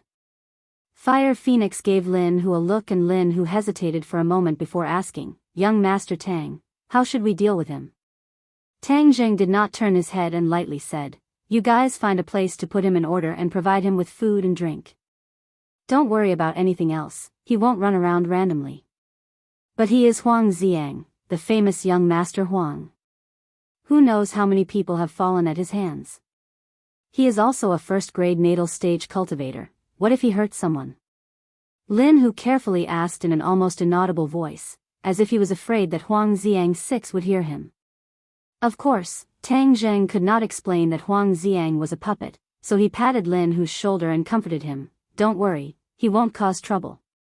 He will only train and won't do anything else." This was what Tian Chanzi told him. Since Huang Xiang had already become a puppet, then there was only one thing he could do, which was to train and raise his cultivation, and then carry out his master's orders. Seeing Tang Zheng's solemn vow, the two did not dare to doubt him.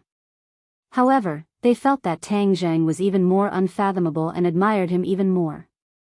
The next day, when Tang Zheng went to school after a good night's sleep, he met Yi Tianlei and Feng Xinyang at the entrance.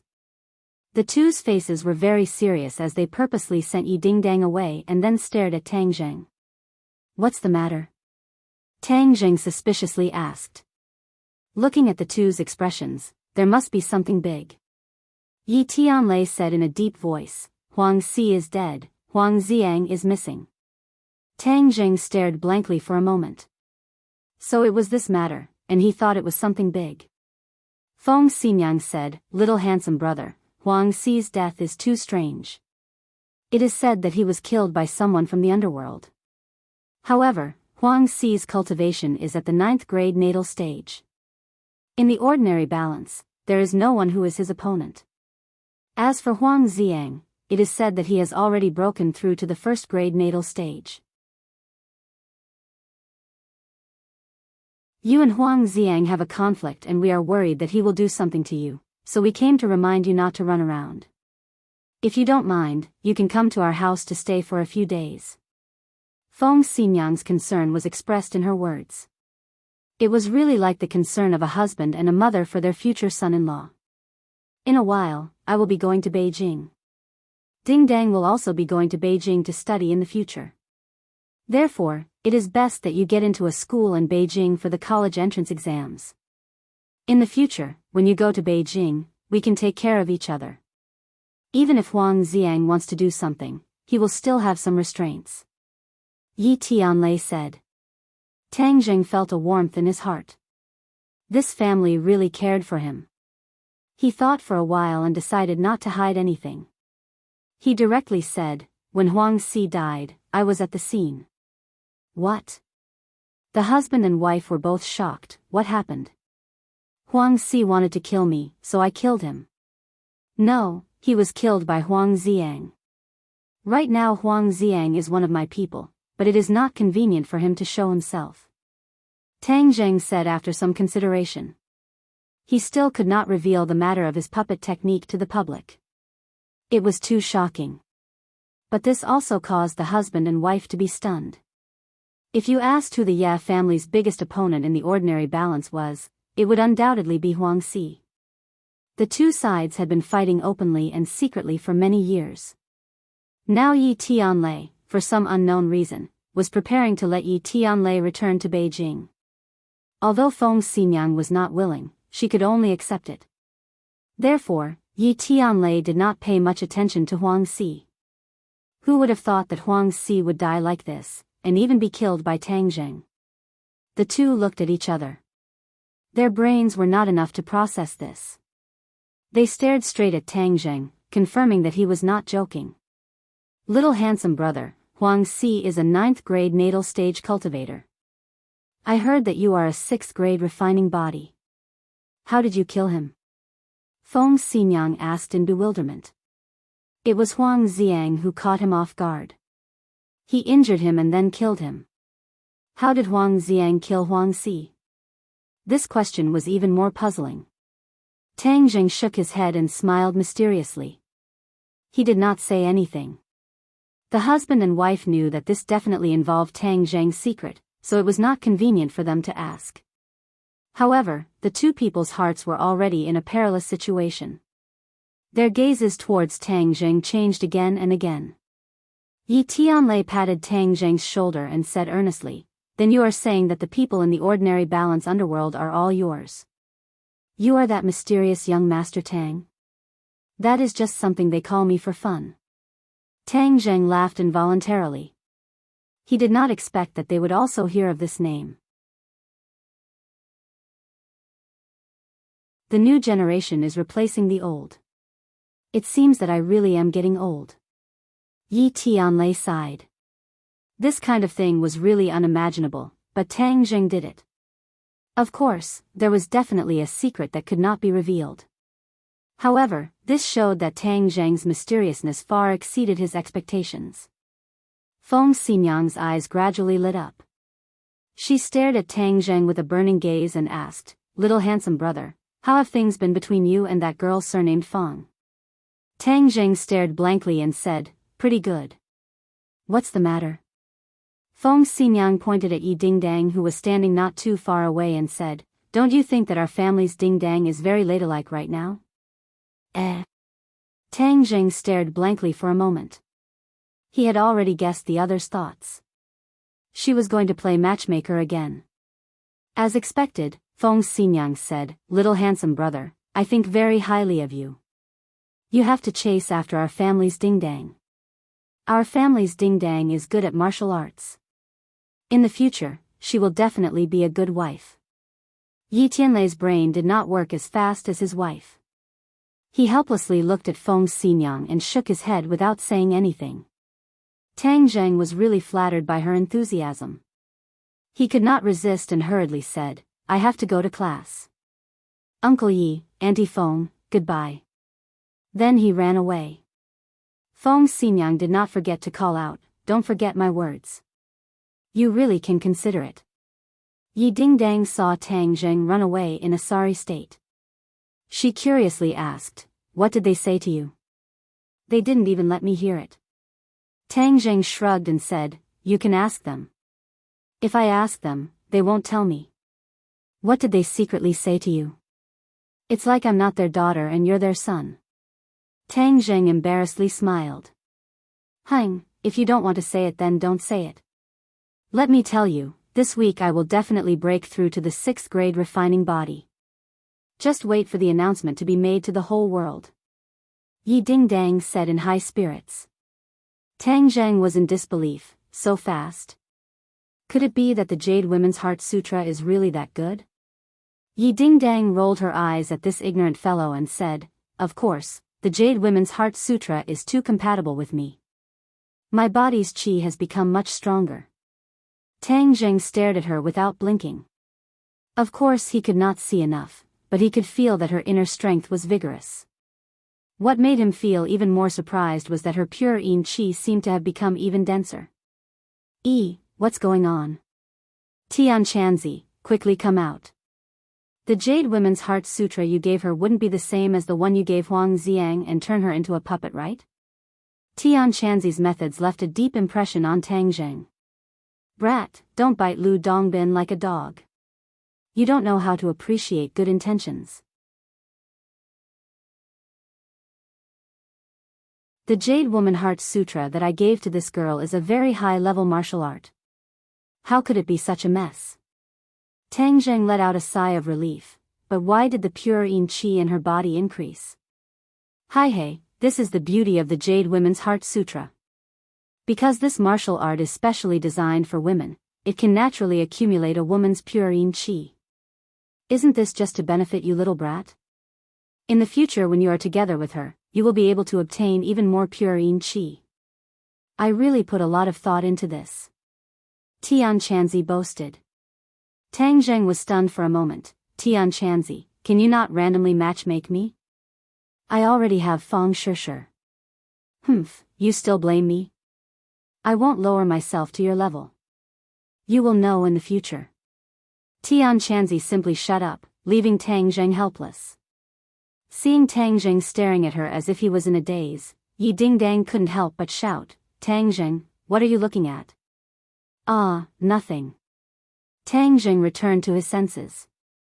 You are clearly looking at me and you still say nothing. What do you mean by that? Yi Dingdang was like an angry little lion as she asked righteously. Tang Zheng bitterly smiled. Seeing Fang Shishir come, he quickly ran over. Yi Dingdang was so angry that she fiercely stomped her feet. What are you guys talking about? Why is Yi Dingdang so angry? Fang Shishir curiously asked. If it was said that she was a bit worried about Yi Dingdang before, but in this period of time, Tang Zheng and her were stuck together like glue. Yi Dingdang had nothing to do with her, so she was very relieved. Nothing much. Last time you said that after using the spirit pill, my cultivation would increase faster. Why don't you come to my house tonight? I want to quickly increase my cultivation. Fang Shishir impatiently said. Okay, no problem. Tang Zheng had taken care of Huang Si and his mood was much more relaxed. As for Daoist Tianji, he bowed and knew where he was, so he didn't need to worry too much. Then come to my house tonight. Your parents won't have any objections, right? Fang Shishir couldn't help but think of the embarrassing scene from last time. She fiercely pinched him and said, I asked you to guide me in my cultivation, not to do that. In bed, martial arts is also martial arts. Io, don't pinch me. My flesh is about to fall off. Tang Zheng shouted. Hang, liar. This little bit of pain is nothing to you. Fang Shishir glared at him but still let go. Tonight, you can secretly come to my house. Just don't let my parents see you. A few days ago they were watching us very closely. Sometimes my mom would even eavesdrop at the door. But these 2 days she hasn't eavesdropped. So you just have to secretly come here tonight and leave before the sun rises. Tang Zheng gave a naughty laugh. After cultivating, can't I do something else to relax? Ah, why is your brain filled with these things? Fang Shishir fiercely poked Tang Zheng's forehead and pouted. Tang Zheng gave a silly laugh. These days were truly blessed.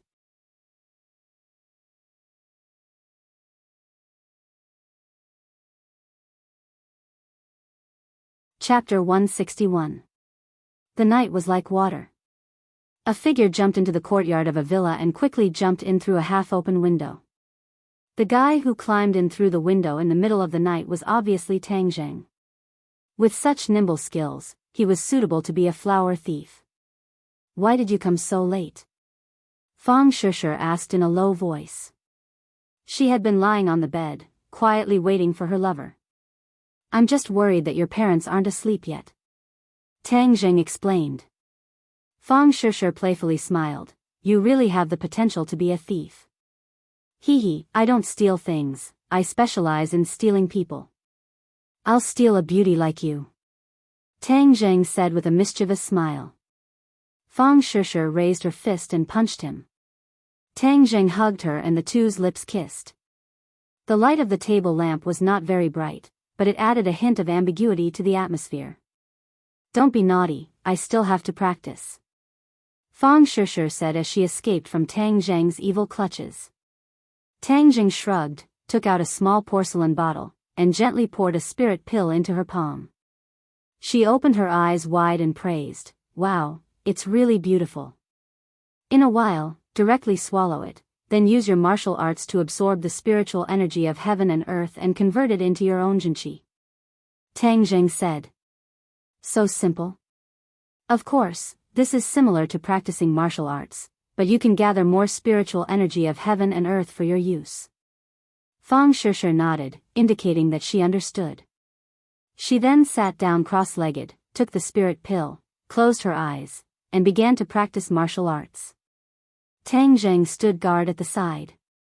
It was obvious that the spiritual energy of heaven and earth was gathering in this room, but it was not as terrifying as Tang Zheng's last time. Since I have nothing to do, why don't I take the spirit pill too? Tang Zheng pondered, as the spirit gathering pill could only be taken once every 10 days. The last time he took a spirit gathering pill, he had been so busy that his feet didn't touch the ground, so he didn't have time to take it. He also sat down cross-legged and swallowed a spirit gathering pill. The spirit chi of heaven and earth immediately poured into the villa from all directions. Last time, he had absorbed the heaven and earth spirit chi within a radius of 1 kilometer. This time, when the two of them worked together, the heaven and earth spirit chi within a radius of 2 kilometers rapidly converged towards the villa and madly rushed into their bodies. The budding flowers in the courtyard absorbed the spiritual energy and immediately bloomed, emitting a delicate fragrance. The trees grew new buds, and the grass that was about to wither actually regained its vitality and became emerald green. Fang Chonghua and Shi Mengqin slept especially well tonight, as if they were babies. They did not even dream as their body's metabolism intensified, rapidly expelling the toxins. Several patrolling security guards passed by the villa, looked around suspiciously, and whispered, "Do you guys feel refreshed?" "Yeah, I was dozing off just now, but now I'm especially energetic," another person said. They looked at each other, not knowing what had happened. Normal people would not be able to sense the changes in the heaven and earth spirit chi, but their bodies would instinctively react. However, some people were able to sense it. Daoist Tianji had been frantically searching for Tang Zheng during this period of time. However, in this large city, he did not have any resources and could only rely on his own 2 legs to run around. However, in these past few days, he did not have any results, causing him to be extremely frustrated.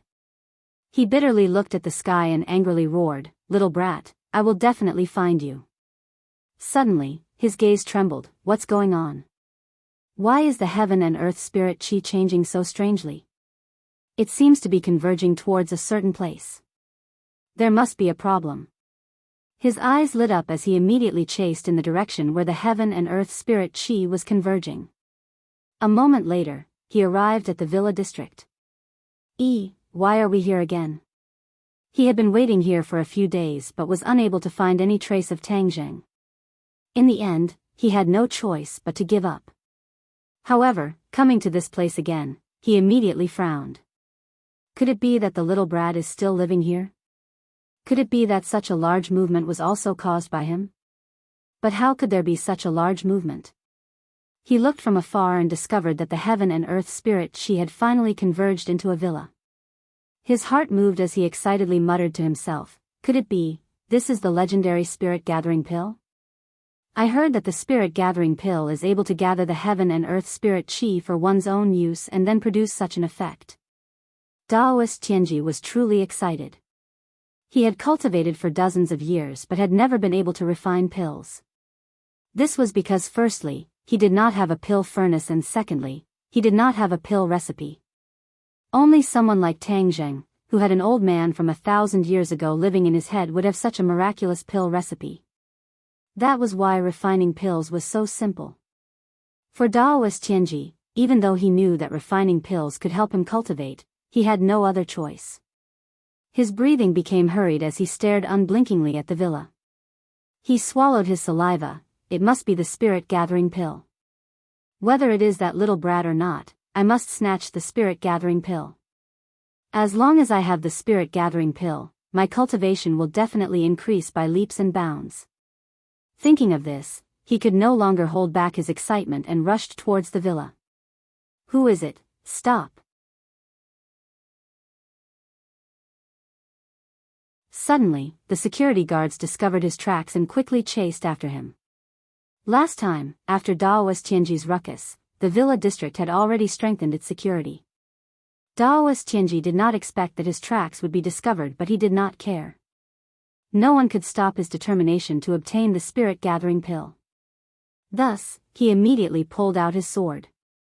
Shwa shwa shwa, the security guards in front of him did not even have the time to scream before they were beheaded. Seeing this, the security guards behind him angrily shouted, "The criminal has a weapon. It's that beggar from last time. Quickly call the police." Someone recognized Daoist Tianji. Daoist Tianji completely ignored the people behind him and directly rushed into the villa's courtyard. Following the gathering point of the world's spiritual energy, he quickly arrived outside of Fang Shishi's room. Through the window, he could clearly see Tang Zhang and Fang Shishi sitting cross-legged. Daoist Tianji's eyes lit up. "Little brat, it really is you. There is also a little girl who is also a cultivator. Spirit gathering pill, they really are using the spirit gathering pill to cultivate. No wonder they have such a cultivation at such a young age. Hi hey, little brat, I have finally found you. This time you won't be able to escape, so I will dig out all of your secrets." Daoist Tianji's eyes flashed with an ominous light as he leapt into the air, wanting to jump in through the window. Just at this time, Tang Jing suddenly opened his eyes. With a wave of his hand, the world's spiritual energy formed a powerful gale that slammed into the window. Pung! Daoist Tianji raised his sword to block, flipped through the air and landed in the courtyard. "Little brat, I have finally found you. You have nowhere to run, so obediently hand over the spirit gathering pill to me and I will let you die a quick death," Daoist Tianji proudly said. Tang Zhang's face was gloomy to the extreme. Just now he was at the crucial moment of breaking through to the 7th grade refining qi, but was interrupted. Now his qi had stopped at 6 inches and 9 fun. This damned Daoist Tianji, why is he still haunting me like a ghost? He glanced at Fang Shishi, who was still cultivating. Her cultivation was still lacking and could not be like him. If she was interrupted, her body would be damaged and he would not allow this to happen. Tang Jing also pulled out his battle spirit and jumped out of the window, glaring at Daoist Tianji. "Hey, little brat, there is no use looking at me like that. Looks cannot kill me," Daoist Tianji proudly said. "Hurry up and give me the spirit gathering pill and then kill yourself. Otherwise, not only will I kill you, I will also torture you to death." Daoist Tianji, last time when you were like a stray dog being chased by the police, how did it feel? Tang Jing jokingly asked. Daoist Tianji's old face turned red. This was his humiliation. Immediately, he flew into a rage. "Since you are so stubborn, then I will do it myself." Just as his voice fell, Daoist Tianji used spatial contraction, and instantly appeared in front of Tang Jing, his sword thrusting out. Dang! The two swords collided and Tang Jing could not help but retreat a few steps. Daoist Tianji proudly sneered, "Little brat, you are not my opponent. Just give up." With a loud roar, he once again rushed forward. Shwa! A sword light flashed by. Tang Jing hurriedly dodged, but the steps behind him suffered a calamity. The marble steps shattered and shot towards the villa like a rain of bullets. Peng peng peng. The villa became riddled with holes. Tang Jing could no longer care about this huge commotion as he quickly rushed out of the courtyard. Coincidentally, he met the security guards who were surrounding him. He loudly roared, "Quickly hide!" Before the security guards could react, Daoist Tianji's sword had already arrived. The security guards were all stabbed in the chest and fell to the ground. Tang Jing was enraged, but he had no other choice. He must quickly bring Daoist Tianji away from this place. This way, Fang Shishi and her family would be the safest. Moreover, if he did not leave, it would be easy for his identity to be exposed. Daoist Tianji, could it be that you do not have a bit of compassion? You actually willfully killed the innocent. Tang Jing ran forward as he questioned. Daoist Tianji laughed loudly behind him. Who knows how many innocent people have died under my sword, but what does that have to do with me? Those who dare block my path only have death waiting for them. The huge commotion had already attracted the attention of many people. The surrounding villas all lit up their lights and many people walked out. When they saw the security guards lying on the ground with blood flowing out, they all began to scream. At this time, the silence of this high-class villa district was completely broken. In the distance, the sound of sirens also rang out, getting closer and closer. Tang Zheng and Daoist Tianji had already rushed out of the villa district and quickly followed the streets. However, Daoist Tianji's shrinking speed was simply too fast. Not long after, Tang Zheng was caught up. This was a commercial street with various shops on both sides. Tang Zheng was in front while Daoist Tianji was behind. A sword slashed out and Tang Zheng barely dodged. This sword directly cut down a street lamp on the side of the road. With a loud bang, the street lamp fell to the side of the shop, directly smashing the glass display window into pieces. Tomorrow, when the boss sees this unexpected disaster, he will definitely want to cry, but no tears will come out. But this was only the beginning. Tang Zheng counterattacked. Battle's soul brought out a resounding sword cry, and this time, the sword directly ignited with true fire. Since true fire had a restraining effect on Daoist Tianji, then it was naturally Tang Zheng's first choice. He only saw a ray of fire leave the sword and shoot towards Daoist Tianji from several meters away. Pung! Daoist Tianji held his sword horizontally in front of his chest to block the true fire. However, the true fire exploded and shot out in all directions. Quite a few of it actually touched his body and quickly burned. Specks of fire also shot into the shops on the side of the street. You're tuning into the Journey of the Soul YouTube channel. Don't forget to subscribe and join us on this journey to catch the most captivating stories.